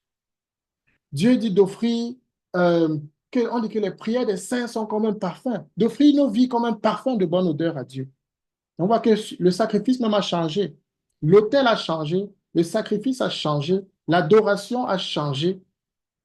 Et on dit que quand l'Église est unie, elle devient un autel pour offrir des victimes spirituelles. que édifiez-vous comme des pierres vivantes pour former un temple saint de l'Église du Seigneur, afin d'offrir des victimes spirituelles à Dieu. On voit que même l'Église, quand elle est unie et qu'elle travaille ensemble, elle s'édifie, elle se fortifie, elle travaille ensemble, elle devient comme un autel où tout ce qu'elle fait devient un parfum à Dieu, ça devient une offrande à Dieu. Donc, notre offrande, maintenant, celui qui veut offrir à Dieu, qui veut bâtir, comme on dit, bâtir un hôtel, il doit se rappeler d'une part que nous avons un hôtel parfait. Or, nous avons un hôtel. Déjà ça. Et en Christ, le sacrifice que Dieu nous demande, c'est d'apporter nos vies, nos corps, apporter ceci, apporter cela, et de méditer sur l'œuvre de la croix, d'entrer dans le repos, comme nous avons dit. Il y a un repos pour ceux qui sont en Christ. Et d'entrer dans ce repos, c'est la bagarre, c'est la découverte de ce que Jésus a fait. Et Jésus, s'il y a quelqu'un qui pouvait détruire les hôtels, est-ce qu'il y a quelqu'un qui peut détruire les hôtels plus que Jésus? Honnêtement. Donc, je veux dire, s'il y a quelqu'un qui peut détruire les hôtels jusqu'à donner la bénédiction à l'homme, libérer l'homme, qui ça peut être plus que Jésus? Et donc, aujourd'hui, je sais qu'il y a souvent beaucoup, ce que nous devons, il y a souvent beaucoup de choses qui se disent et qui s'enseignent sur le fait de construire les hôtels, sur le fait de détruire les hôtels. Donc, déjà, pour construire les hôtels, moi, je dirais, on ne voit plus ça dans la Nouvelle Alliance. On ne voit plus ça en Christ. En Christ, on a un hôtel et on a un souverain sacrificateur. C'est lui qui apporte nos, et ce qu'il nous demande, c'est d'apporter nos vies, c'est d'apporter notre obéissance, c'est d'apporter notre amour, c'est d'apporter les actions de grâce. C'est ça qui devient le sacrifice auquel Dieu prend plaisir. C'est d'aider la pauvre, c'est ça que Dieu regarde désormais. C'est notre façon de laisser le Saint-Esprit nous utiliser et accepter la mort là pour laisser Christ vivre. C'est ça. C'est nous devenons comme nous devenons sur l'autel des personnes qui doivent laisser mourir la chair. Dieu doit brûler la chair pour que l'esprit prenne le contrôle. On doit mourir pour que Christ soit vif. Et tout ce que Jésus peut inspirer et nous faire sera un parfum d'adoration pour Dieu. Donc, celui qui peut-être a peur, la Bible dit qu'à la croix, il a porté nos malédictions. Il a porté cela. Amen. Il nous a délivrés. Il nous a transportés du royaume des ténèbres pour le royaume de la lumière. Quelle délivrance peut être plus grande que ça? Il nous a transportés. Un changement de royaume. Donc, souvent nous souffrons pas parce que Jésus n'a pas fait, ou bien l'œuvre de Jésus ne suffit pas, ou bien c'est que nous devons encore faire tellement de choses. Souvent, nous ne comprenons pas simplement ce qui s'est passé à la croix, dans sa profondeur. Et c'est pour ça que vous voyez, les prières de Paul, ce n'est pas, je prie que tu les aides à créer de nouveaux hôtels ici, je prie que tu les encourages. Non, c'est que ouvre leurs yeux pour qu'ils voient la hauteur, Amen. la profondeur, la largeur. Voilà les genres de prières que Christ habite en vous pleinement, que vous compreniez avec tous les saints, tous les mystères de Christ, tout ce qui s'est passé à la croix, parce que ça va vous faire entrer dans un repos. Vous serez dans l'action de grâce. Vous ne serez plus dans, ouais, est-ce que ce que je fais suffit? Ça, c'est ce que celui qui n'avait pas le Christ pensait. Est-ce que ça suffit? Ça va suffire? Il faut encore que je tue encore quel animal? Il faut encore que, et l'année prochaine, je dois revenir tuer. Et il faut encore que, mais en Christ, il nous libère, il nous délivre et il nous amène dans son royaume. Et il dit que nous sommes désormais enfants de Dieu. Donc, nous n'avons plus, nous devons rendre gloire à Dieu pour ce qu'il a accompli. Et il est notre autel, il est notre sacrifice parfait, notre souverain sacrificateur. Et son œuvre est suffisante. Il nous appelle à entrer dans le repos, comme on a parlé du repos tout à l'heure, à entrer dans le repos, à connaître qui il est, à connaître son esprit en nous et à nous laisser conduire par son esprit. Et à vivre une vie qui devient un sacrifice pour le Seigneur. Voilà ce que le Seigneur nous demande. Voilà ce que c'est. Voilà, si tu veux bâtir un hôtel pour Dieu, vis une vie qui honore Dieu. Vis une vie de sacrifice pour le Seigneur. Offre-toi comme un sacrifice vivant. Offre ton corps comme un sacrifice. Pense aux veuves, pense aux orphelins, sans le savoir, sans que tu n'aies besoin de faire un petit truc. Tu vas te rendre compte que les bénédictions vont pleuvoir parce que tu t'alignes à ce que Dieu a déjà dit et ce qu'il a déjà fait. Donc moi, voilà ce que je dirais dans ce sens-là. Amen. Croyons en l'œuvre de Amen. Christ, marchons dans l'œuvre de Christ et nous, on va voir qu'on est véritablement béni de toutes sortes de bénédictions dans les lieux célestes et nous n'avons pas besoin de rentrer dans les artifices, dans les choses qui étaient les ombres, parce que la réalité est là et nous marchons dans la réalité qui est le Christ. Amen. Amen. Ça passe tellement. Waouh. C'est vraiment Amen. magnifique. Ça passe au sujet, quoi. Mhm. Vraiment. Amen, amen, amen. Surtout qu'on a vu Adam, on a vu d'où cela est venu et Jésus résout le problème globalement. Justement, Globalement. ne Mhm. pas toucher à la racine. Ah, justement. Mhm. OK, donc on va prendre les questions. C'est un bon danser ce soir. Moi, j'ai envie de danser maintenant. Tu vois que je, J'ai envie de danser. Mhm. quand on parle de Jésus et de son œuvre, ça donne envie de danser. Ça te donne pas Oui. le fardeau que, ouais, est-ce que je vais faire? Ça te donne la joie. C'est ça que Dieu veut. Ça donne la reconnaissance. Et quand les œuvres viennent de la reconnaissance de l'œuvre de Christ, ça peut que plaire à Dieu. Ça devient un parfum pour Dieu. Quand nous travaillons nos œuvres, les œuvres de la foi, que si Christ a fait ça, il mérite mon meilleur.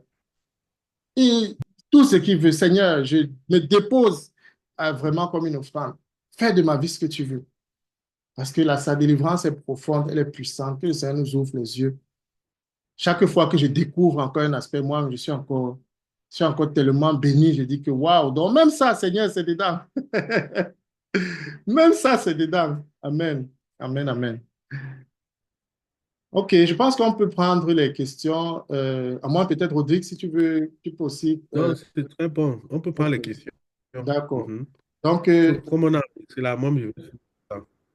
Vraiment, tu as parlé par l'Esprit de Dieu. gloire à Dieu. Gloire à Dieu. Bah, on est béni. Moi, je suis très béni, vraiment. Et ça, c'est comme si toutes les choses que tu donnais, tu disais, ah, moi, mais j'étais en train de comprendre. Il dit, ah, en fait, c'est même ça. Le péché originel, Dieu pas détruire la racine. Il dit, mais voilà, Dieu nous a délivrés. Arsène, tu avais une question. Et puis aussi, maman Edith qui a posé une question. Arsène, peut-être on va prendre ta question. Et puis, on va prendre après la question de maman Edith. Ok, bonsoir. Moi, j'ai deux questions donc, sur les deux thèmes qu'on a parlé. Et ma question première sur le sabbat, c'était est-ce que le sabbat, comme principe, à la lumière de la grâce, peut être considéré comme une forme d'adoration? Ça, c'est la Bien première sûr. question. Même c'est ça, même, c'est l'adoration, non? C'est ça. Si tu réussis à faire le sabbat dans ta vie, c'est que tu es avancé plus que beaucoup de gens. Oui. Oui. Parce que quand on dit le sabbat, c'est-à-dire que tu prends un jour où comme on a dit, tu peux consacrer à la famille, consacrer au Seigneur. C'est une grande Mhm, forme d'adoration. C'est une forme de confiance en Dieu. Mhm. Tu mhm, vois. Parce qu'en temps normal, surtout si tu es dans la trentaine, quarantaine, dans la trentaine, mhm, quarantaine, tu serais tenté d'aller travailler, de dire que tu veux amasser, tu veux faire ceci, tu veux faire cela. Mais si tu dis que non, je prends ce temps, j'amène mes enfants au parc, je visite un frère, je m'assois, je lis mon livre, c'est que tu as gagné. Et parce que c'est important, parce que c'est l'adoration, ça sera aussi très combattu par l'ennemi. Mhm. Ça, il faut faire attention. L'ennemi va beaucoup combattre notre sabbat. Beaucoup. Donc, quand tu vas vouloir prendre le jour libre, c'est là où il va te sortir tous les petits trucs. Tous les petits. Et tu te demandes, mais pourquoi? Parce qu'en fait, il sait que si tu arrives à te reposer, tu vas aller bien. Tu vas prospérer comme ton âme prospère. Tu vois. Et c'est ça, pour d'abord répondre à cette question-là, quoi. Donc, on peut être même comme ça, tous ensemble. Tu crois que tout le monde pratique le sabbat, mais les gens ne pratiquent pas, hein, en tant que chrétien. C'est pour ça que si tu réussis à le faire, tu as gagné. Tu as Mhm. gagné. Oui, oui. Je me rappelle, quand on venait de croire, l'avantage, c'est quand tu n'as pas encore la famille, les enfants. Beaucoup parmi nous, ils avaient leur jour de jeûne, par exemple, dans la semaine. Peut-être qu'ils prennent le samedi, c'était comme un sabbat. Et quand ils jeûnent comme ça, peut-être ils s'occupent des thèmes bibliques, peut-être qu'ils font des trucs. Et la plupart qui ont fait ça, tu vas voir qu'ils ont grandi énormément spirituellement. Tu vois, tu te demandes pourquoi les autres n'ont pas grandi. Souvent, c'est parce que le gars a observé son sabbat. Ça commence doucement, mais une fois la semaine. En un an, ça fait 52 jours. En 5 ans, tu multiplies par 5. Tu vois qu'il y a un dépôt qui se fait. Tu vois. Donc, c'est un truc que il faut éviter de regarder aux autres. Fais toi-même ton sabbat. Parce que sinon, tu vas regarder, tu vas voir que les chrétiens sont distraits, ils montent, ils descendent, ils vont dans telle conférence, et après ils sont ici, demain ils sont là-bas, mais ils n'arrivent jamais à rester aussi tranquille comme ça. Prendre ses enfants, dire que bon, les enfants, allons faire un tour au parc, on revient. Rentrer sur son canapé, s'asseoir, dire qu'aujourd'hui il n'y a pas le stress, tu vois. Peut-être suivre même une vidéo chrétienne YouTube, peut-être suivre même un bon chant, un bon cantique, tu vois, sans qu'il ne soit entre le travail et ceci, cela, cela. Les gens qui font ça, ils vont plus loin. Ouais, ouais.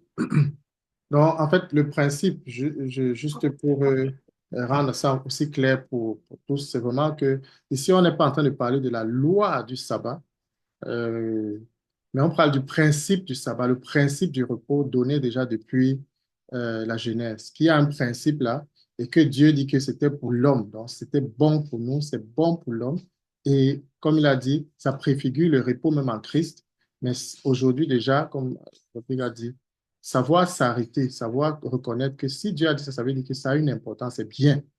Et je peux m'arrêter vraiment dans ma vie. Je peux vraiment trouver un jour où je dis que là, je mets un stop. Et là, c'est le jour que je ne m'occupe pas de toutes les autres choses. Je veux vraiment être tranquille dans le repos, dans la louange, dans l'adoration, être avec la famille, être avec un frère, des frères. Mais je ne suis pas dans l'agitation du train-train quotidien. Oui, juste pour mettre cette parenthèse-là. Vas-y, Hassan, tu avais une deuxième question. Oui, alors, la deuxième question se regarde sur l'autel. Alors, dans la perspective toujours de la grâce,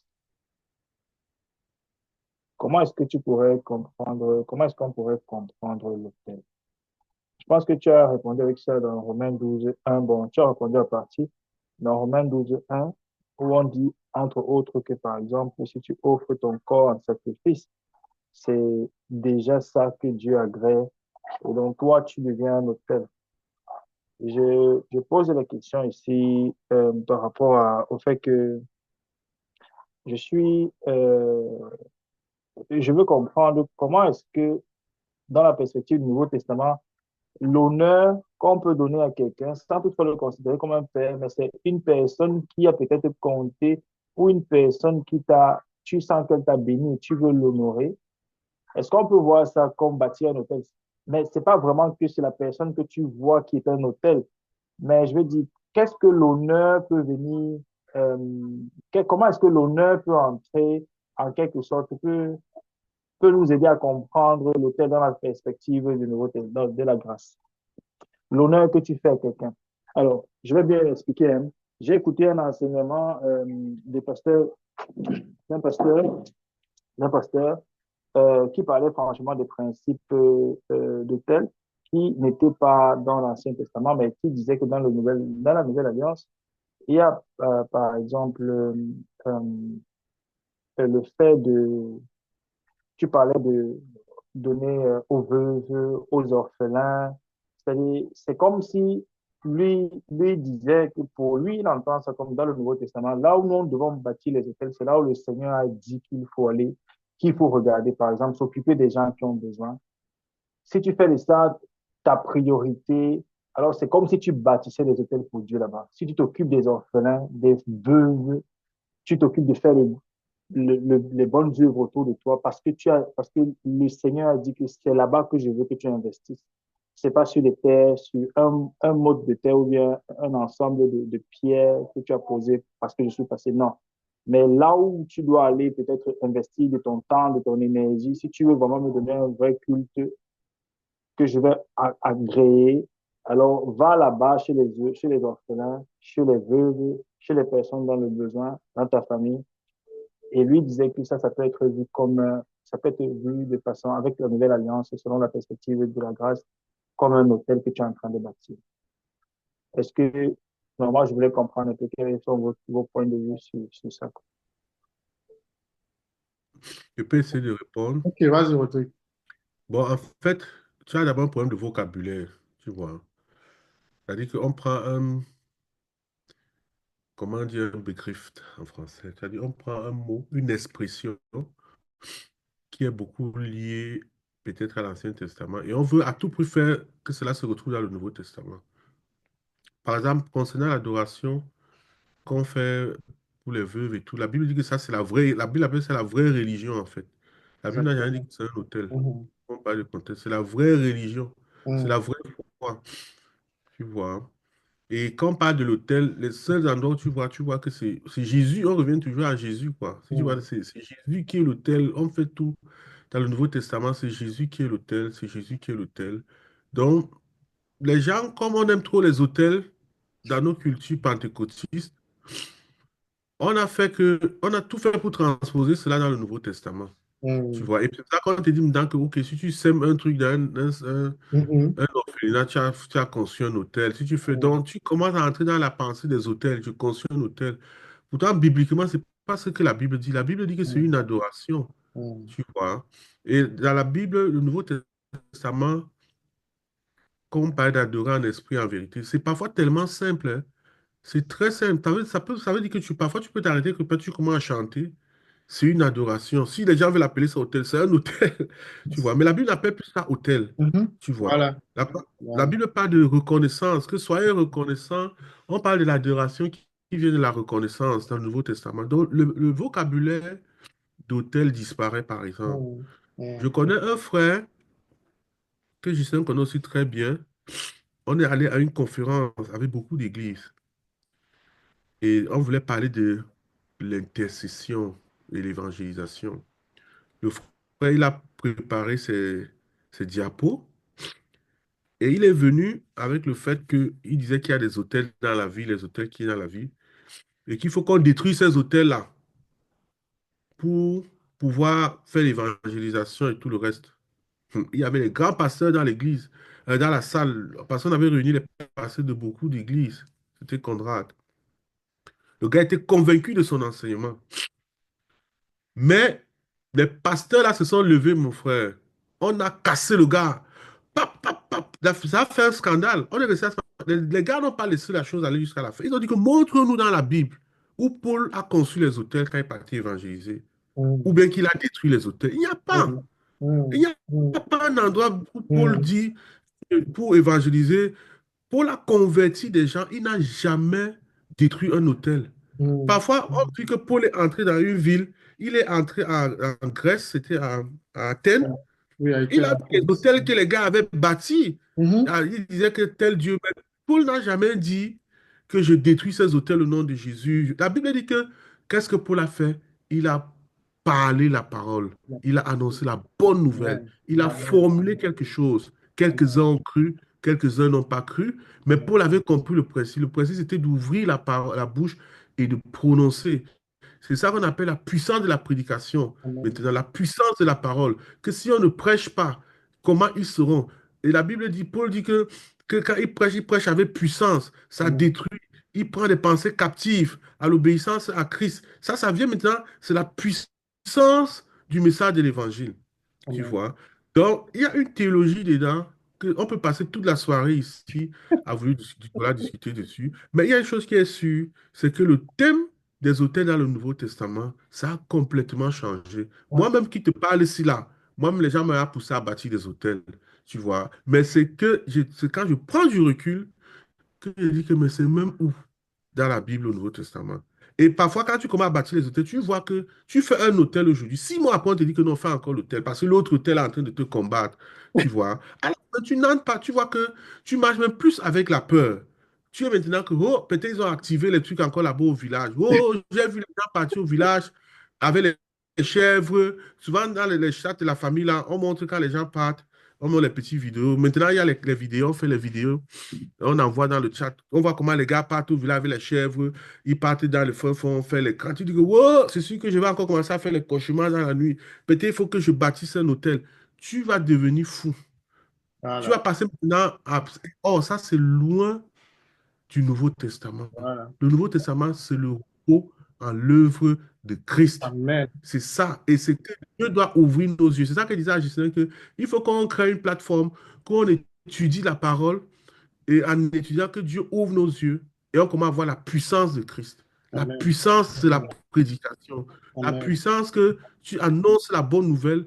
La bonne nouvelle, on dit que Paul prêche aux gens, les gens partent prendre leur livre de magie, leur truc d'hôtel qu'ils ont fait, ils viennent, ils déposent. La puissance de Amen. l'évangélisation, de Amen. la parole. C'est Amen. ça le Nouveau Testament. Amen. Et il y a un endroit où Paul dit aux gens que quand ils vont maintenant dans le Nouveau Testament, tu vois qu'il y a quand même toujours les hôtels, mais c'est les hôtels du monde. Comme on a dit aujourd'hui, que tu as deux mondes Exactement. parallèles. Tu as le Exactement. monde de la foi, les gens de la foi, de non-chrétiens, ils ont gardé les hôtels.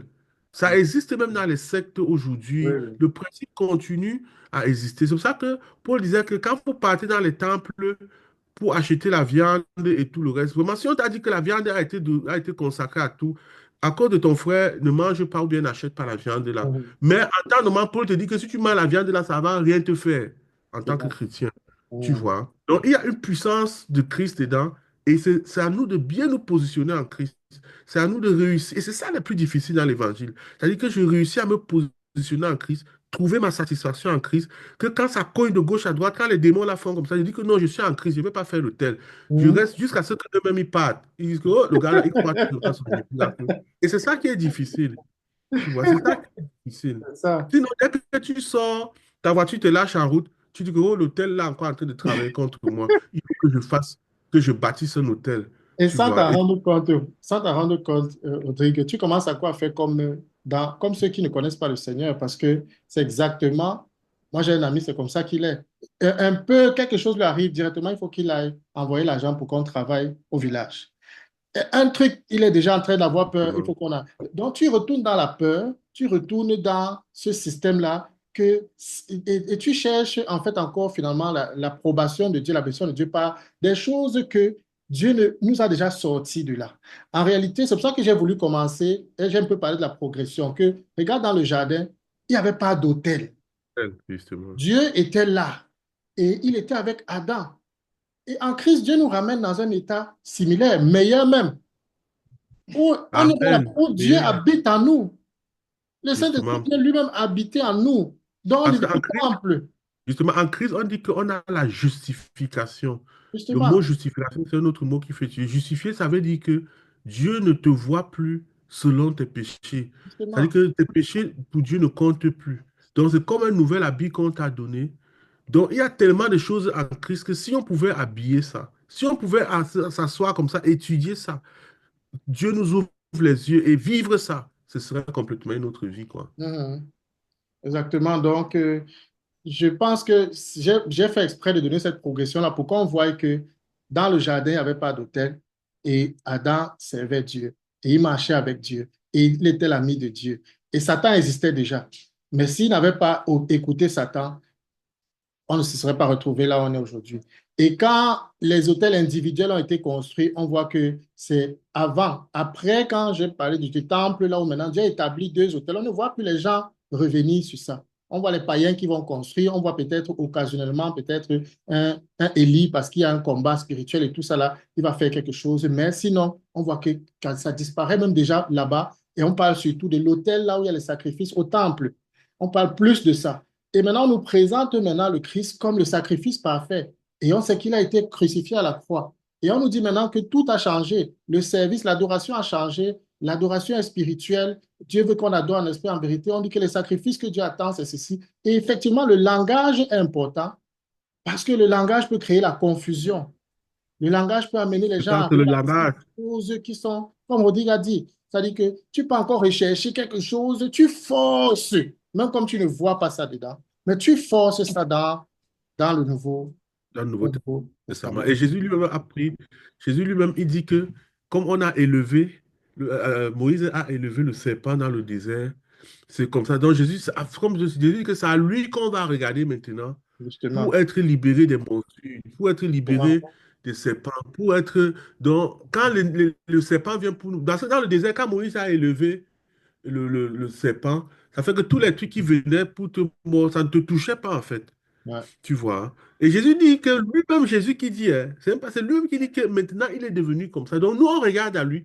Pendant que ces serpents-là, ils essaient de nous mordre les pieds, de nous faire les choses. Jésus dit que si on regarde à lui, les serpents-là vont partir. Tu Amen. vois. Amen. Mais c'est ça que l'ennemi combat, en Amen. fait. Amen. Donc, je vais dire, vivons une vie chrétienne simple quand on se rend compte que vivons de la manière dont nous voyons les premiers chrétiens vivre.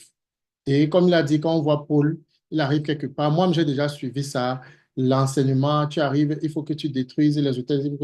Mais honnêtement, dans le zèle, peut-être, on peut faire avec. Mais après, quand tu regardes, tu dis, est-ce que vraiment, si on veut être honnête, est-ce qu'on a détruit vraiment ce qu'on a dit qu'on a prié, qu'on détruisait là? Et si on était seulement parti évangéliser, comme les Rina qui font, ils prêchent l'évangile, ou bien Paul est venu, il voit l'autel, mais il utilise ça pour prêcher. Il n'est pas passé fatigué à casser quelque chose de physique. Il sait que le combat est spirituel. Et il sait que l'évangile, c'est la puissance de Dieu pour renverser les forteresses. Il annonce l'évangile, et l'évangile même est la puissance de Dieu. Et les gens croient. Et donc, je veux dire, au lieu qu'on soit dans un combat fatigant, pour moi, inutile en tout cas, selon ma compréhension, marchons dans la simplicité de Christ et on va voir que non seulement on sera dans le repos, mais le Seigneur va nous conduire dans des choses que toutes ces choses-là n'avaient pas pu, ne pouvaient pas donner aux gens. Donc, moi, c'est ce que je dirais par rapport à cette question. Il y a encore deux questions. Il y a la question de maman Edith. Et puis, il y a aussi Christian qui a une question. Donc, on va prendre la question de maman Edith, elle a posée en premier, et puis on va prendre la question de Christian. La question de maman Edith, c'est quelle est la signification spirituelle du jardin d'Éden? Est-ce qu'il y a, puisqu'ils ont été chassés après avoir péché, Ali, tout simplement, on peut voir juste un jardin naturel. Bon, est-ce qu'il y a un sens spirituel au jardin d'Éden? Est-ce qu'il y a quelque chose qu'on peut apprendre, qu'on peut tirer de là pour nous en tant que chrétiens?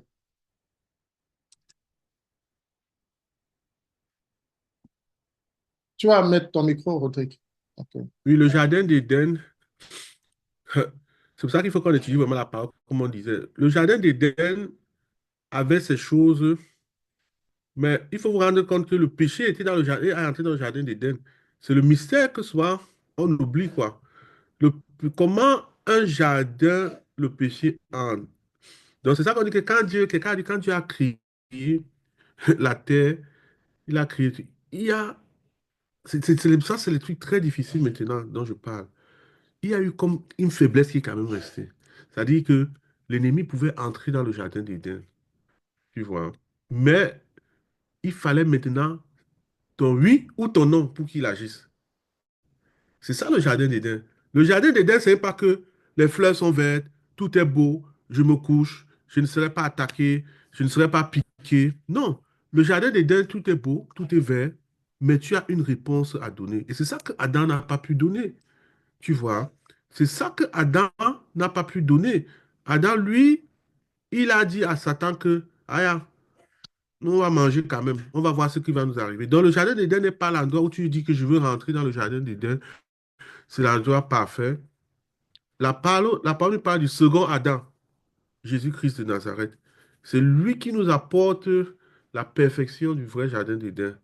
Tu vois, lui maintenant, il a dit non à Satan. Quand Satan est venu lui dire que je te donne, il est passé par les mêmes épreuves que Adam. Et lui, il a dit non. Donc, il a donné les bonnes réponses. Et c'est pour ça que lui, il nous a transportés maintenant dans son monde spirituel. Il nous a amenés. Et le jardin d'Éden, pour nous, est maintenant spirituel. Ce n'est plus un lieu. C'est pour ça que parfois, tu viens là, tu t'assois, tu adores le Seigneur, tu sors de là, tu te sens bien, que tu dis que vraiment, bâtissons notre tente ici, on reste une fois. Tu vois. Que si on pouvait caler, s'il n'y avait plus le job, s'il n'y avait plus les ceci, après Dieu te dit que non, sors quand même, tu vas jobber. La Donc, retraite, la le jardin retraite. d'Éden, c'est Quand tu pars à la retraite, justement, que si on peut laisser ça comme ça, là, vraiment, si on pouvait rester comme ça reste comme ça. voilà. Effectivement. Ouais, C'est ouais. ça. Donc, Dieu te fait goûter le jardin d'Éden. Et quand tu vas dans le jardin d'Éden pour nous, on parle toujours au nom de Jésus. On ne parle plus à notre nom parce que c'est lui qui a rendu les choses parfaites. Donc, le jardin d'Éden, c'est un lieu que Dieu a construit. Et quand ils ont péché, Dieu les a sortis de là. Donc, il y a aussi une progression. Donc, c'est pour ça que dit que le livre de Genèse est magnifique. Tu peux prendre ça sous tous les angles. Donc, tu vois maintenant la chute. Donc, il quitte, l'homme commence à chuter, il descend, et le péché, et les choses sont de plus en plus pires, ça s'empire. Quand on voit dans le livre de Genèse, on voit qu'il pêche tellement qu'à un moment même, il commence à avoir des relations avec les démons et tout le reste. Donc ça s'empire quand il sort du jardin. Mais le jardin n'était pas parfait. Le jardin, c'était un endroit bien beau, mais il y avait un piège dedans. Le piège, donc c'est pour ça qu'Adam a raté son test en fait. C'est pour ça qu'il faut le second Adam. Le premier Adam a raté son test. Il a raté son test malheureusement. Mais en nous, on a la grâce qu'on a le second Adam. C'est-à-dire qu'on peut oublier le premier Adam, on fonce dans le second Adam, il nous a justifiés. Et on dit que la justification est mieux que l'innocence. Dans le jardin d'Éden, on parlait, c'était encore innocent. La justification est bien parce que Jésus nous fait asseoir dans les lieux célestes avec lui. Ce que tu n'es pas Éden, Jésus écrit nos noms, il nous donne de nouveaux noms. En fait, quand tu commences à compter tout ce qu'il a fait, c'est Jésus, comment il nous a amenés avec son pas, son œuvre, c'est carrément autre chose, tu vois. Donc, l'œuvre de Christ, c'est notre nouveau Éden, c'est notre nouveau truc basé sur Jésus-Christ, quoi. Amen. La présence de Dieu. Non, Dieu nous a donné sa Présent présence de Dieu, et justement. il nous a mis dans son royaume. Nous avons le privilège de vivre un- ce qui dépasse Éden, là, en Christ, quand on dit que en Christ, là. Et parfois, on dit que l'atmosphère, les gens disent que l'atmosphère, parce que peut-être les chrétiens sont rassemblés, sont dans la prière, dans l'adoration, et puis vivent comme si tu as une joie, quelque chose de spécial, comme s'il n'y avait plus de soucis, comme s'il n'y avait plus de problèmes, comme si... hein. Donc, un peu comme une image d'un Éden, où tu as l'impression que tout est possible, est pourvu, tu es dans la paix, tu es dans la joie, tu es dans le calme. Mais ce n'est plus un lieu physique, comme Rodrigue a dit. En réalité, Dieu nous donne ça comme une réalité spirituelle que nous pouvons vivre et dans laquelle il veut même que nous soyons, parce qu'il nous demande d'être dans la paix, de marcher dans la paix, de ne pas avoir peur, de ne pas faire ceci. Et il nous dit qu'en Christ, on peut vivre cette vie-là.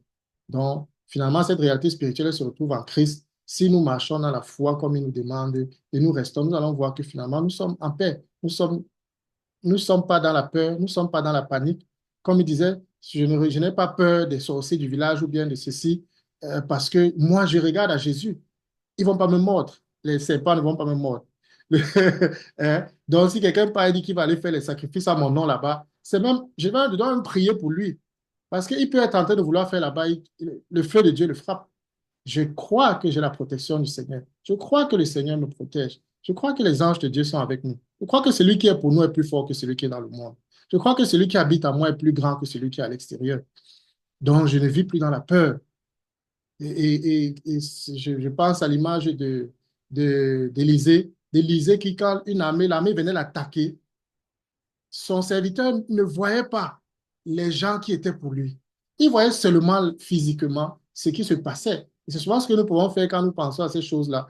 Que, ah, on va m'attaquer, on va faire comme si là, les gens sont en train de faire ceci, les gens sont en train de faire cela. Mais on ne voit pas qui est pour nous, qui nous protège. Il nous a mis dans quelle position? En Christ, dans les lieux célestes, au-dessus de toute domination, de toute autorité, de toute puissance. Il nous a donné le pouvoir de marcher sur les serpents et sur toute la puissance, sur toute la puissance. Ça veut dire quoi, toute la puissance de l'ennemi? Donc finalement, on se rend compte que Dieu nous a mis quelque part. C'est seulement nous qui ne savons pas. Et nous avons peur comme si il n'avait rien fait de nous, comme s'il n'avait pas changé notre situation. Donc je m'arrête là pour ne pas tirer, mais voilà, on a l'opportunité, comme Rodrigue a dit, de vivre Éden. Et plus que Éden, je vais dire, parce que comme il a dit, Éden, c'était le lieu de l'innocence. L'ennemi pouvait même entrer là-bas pour tenter même. Quand tu es dans le Christ, quand tu es dans le Christ, il y a, le Seigneur te protège, tu es dans la paix, tu es dans la joie. Même si les circonstances autour de toi veulent faire ce qu'ils veulent faire, toi, tu es calme, tu es dans le calme, tu es dans la tranquillité. Il dit que c'est dans le calme, la tranquillité que seront votre force. OK. Et Christian, tu avais une question aussi. Non, non, pour moi, ça va déjà. C'est plus un commentaire, mais ça va déjà. C'est clair. OK. OK. Est-ce qu'il y a encore une question?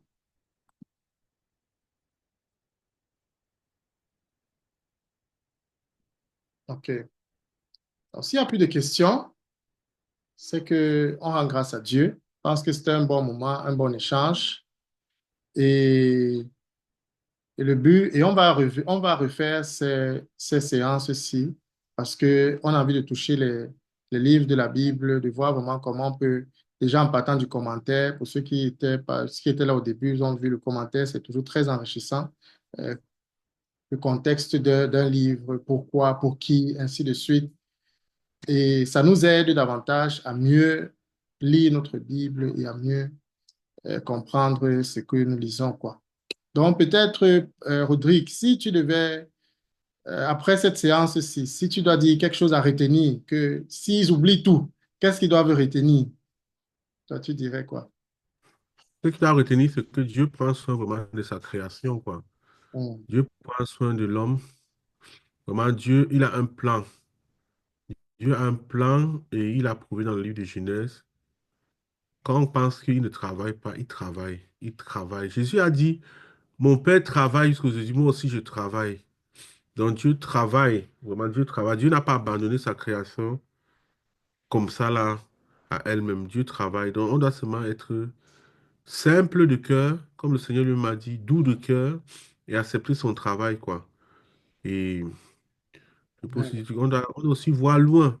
On doit voir loin. C'est-à-dire que si moi j'ai la foi de Isaac, Isaac, lui, n'a pas fait beaucoup de choses, hein. Isaac, il est seulement resté, il a eu sa foi, vivre sa vie tranquille. Il a vécu 180 ans. Donc, manger ses gibiers, manger ses trucs. Et Isaac, quand il avait ce qu'il a, il a dit qu'il va mourir, qu'il va mourir. Venez, venez vous bénir. Mais quand tu regardes, il a vécu même peut-être 60 ans encore plus tard. Mais il a fait sa part. Et de lui est sorti des grandes nations. Donc, moi, je pense que de nous ici peuvent sortir des grandes nations si on garde la foi. Voyons loin. Quand on obéit, pensons un peu vraiment. Peut-être il y aura des Joseph qui vont sortir parmi nous. Il hum, y aura plus tard, on voit ça dans Exode, il y aura des Josué. Vraiment, peut-être nous, on est la première semence. Peut-être nous sommes les pionniers, tu vois. Donc, ne nous stressons pas si les choses ne fonctionnent pas comme on veut, mais ayons foi en Dieu. amen, Ouais, c'est amen, ce qui s'est passé avec Abraham. Ils ont eu foi. Et la Bible dit qu'Abraham, lui, il a vu les choses là, à distance. Il a amen, vu ça à distance. Donc, ayons foi, restons tranquilles dans le Seigneur. Le Seigneur, il travaille. Il est vraiment au travail. C'est ça le livre de Genèse. God is at work, comme on amen, dit, quoi. Mhm. amen, amen, amen. Gloire à Dieu.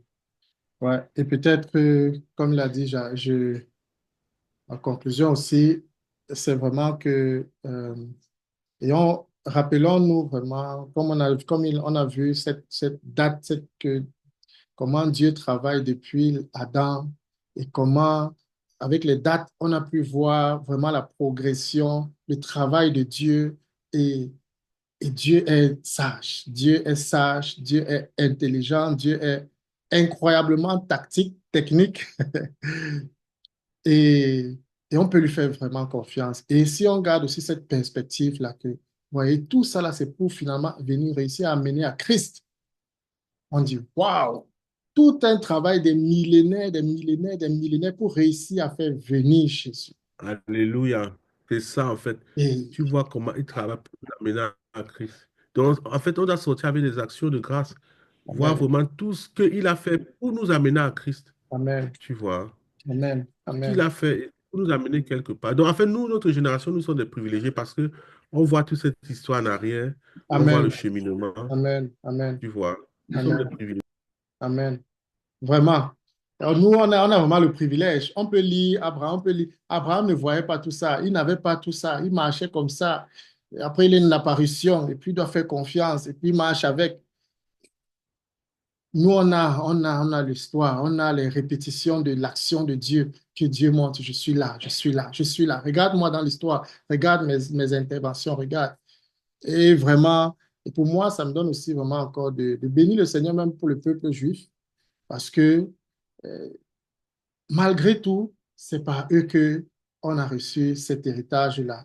Dieu a fait grâce qu'il y ait des gens là-bas chez eux qui soient fermes, fidèles, qui étudient les choses, qui partent chercher les généalogies, qui partent faire des études studieuses pour nous garder ça. pour que nous, on vienne manger dans le... On vient seulement, nous, en Christ, on vient manger.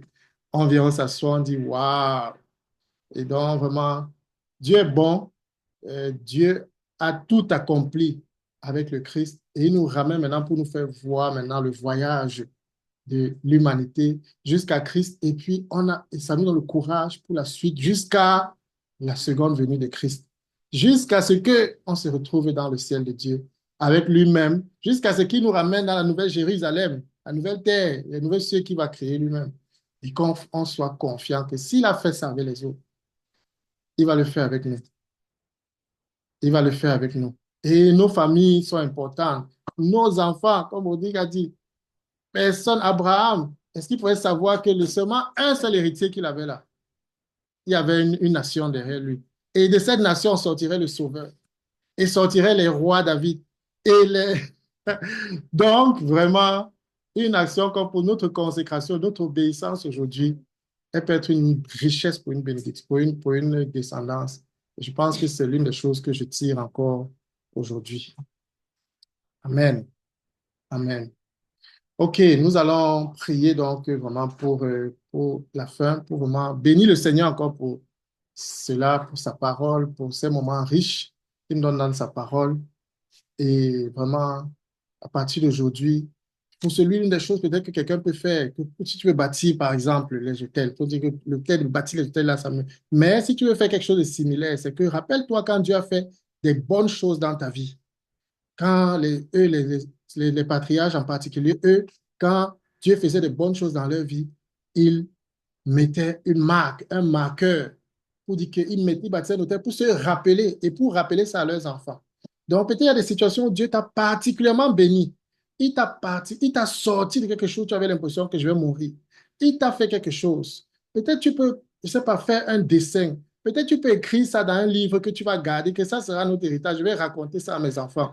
Peut-être tu peux mettre un truc, une marque dans ta maison pour dire que quand mes enfants ont demandé la marque, c'est quoi? Tu vas dire que Jésus-Christ, c'est le Seigneur qui m'avait gardé quand je faisais comme ça. Et tu seras en train de bâtir dans ce sens-là, spirituellement, tu vois, pas physiquement, mais tu seras en train de bâtir quelque chose qui est comme un étel, qui rappelle à tes enfants, qui nous rappelle à toi la bonté de Dieu et les bonnes œuvres de Dieu pour tes enfants aussi. Amen. On va prier. Je vais demander à Rodrigue peut-être de lever la voix encore, de prier pour nous vraiment, de nous bénir, que vraiment on soit riche encore dans la parole, on entre encore dans les profondeurs de Christ. Et voilà. Rodrigue, si tu peux ouvrir le micro et puis tu nous bénis. Oh Seigneur, merci parce que tu es l'ancien du jour. Merci parce que tu nous connais. Tu dis que tu as des plans de bonheur et non de malheur, afin de nous donner un avenir fait. Merci parce que ta parole le révèle, Seigneur. Je m'appuie sur cette parole pour dire que, Seigneur, comme tu as fait pour nos pères, oh Père, je suis content de dire qu'Abraham est mon père. Je suis content de dire que Isaac est mon père. Je suis Amen. content de dire que Jacob est mon père. Parce qu'ils ont tenu ferme. Ils ont réussi, Seigneur. Seigneur, je prie que tu nous bénisses en Christ. Je prie que tu nous donnes de découvrir la richesse de son Fils. Seigneur, fais-nous grâce pour connaître Christ. Fais-nous grâce. Ouvre nos yeux, Seigneur. On a besoin de ça extrêmement, Seigneur. En cette année où nous lisons ta parole, où nous lisons dans la Bible, fais-nous grâce de voir Christ. Fais-nous grâce. Je t'en supplie, Seigneur. Seigneur, bénis notre soirée, bénis le début de de ce week-end. Je prie pour chaque personne ici, que la bénédiction de Dieu demeure dans sa vie. Seigneur, quel que soit ce que l'ennemi a prévu, Seigneur, nous Amen. disons que cela est nul et sans effet Amen. de Amen. Jésus. Seigneur, nous disons que le Jésus là, qui est mort à Golgotha, il est suffisant pour nous. Il a Amen. payé le prix. Amen. Combat pour nous. Amen. Lui-même, il nous précède. Seigneur, Amen. Jésus précède. Alléluia. Gloire à Parce que toi, ta Seigneur. parole nous dit que tu es fidèle, même quand nous nous sommes infidèles. Amen. Précède-nous, guéris-nous, Seigneur. Seigneur, Merci, Seigneur. pourvois à nos besoins, afin Amen. que nous n'ayons pas à tendre la main Amen. vers le mal, comme ta Amen. parole dit, Seigneur. Seigneur, donne-nous le repos. Fais que nous Mm. puissions avoir vraiment le minimum pour pouvoir Alléluia. aussi nous reposer, Seigneur. Fais que nos Mm. comptes bancaires puissent avoir quelque chose afin qu'on ne soit pas trop inquiet et qu'on puisse réserver le temps, Seigneur, pour la famille, pour les amis, les frères, pour aller à Alléluia. une retraite. Amen. Oui, Oh oui, Seigneur. Seigneur, Oui, pourvoir à Seigneur. nos besoins, je t'en supplie que nous ne manquons de rien, Seigneur, parce Amen. que nous voulons te connaître, nous voulons t'adorer. Nous voulons vivre avec toi sur cette terre. Oh Dieu, sois avec nous. Au nom de Jésus, j'ai prié. Amen. Amen. Amen, amen, Amen. Amen. amen, Amen, amen, amen, amen. amen. Amen. Alléluia. Gloire à Dieu.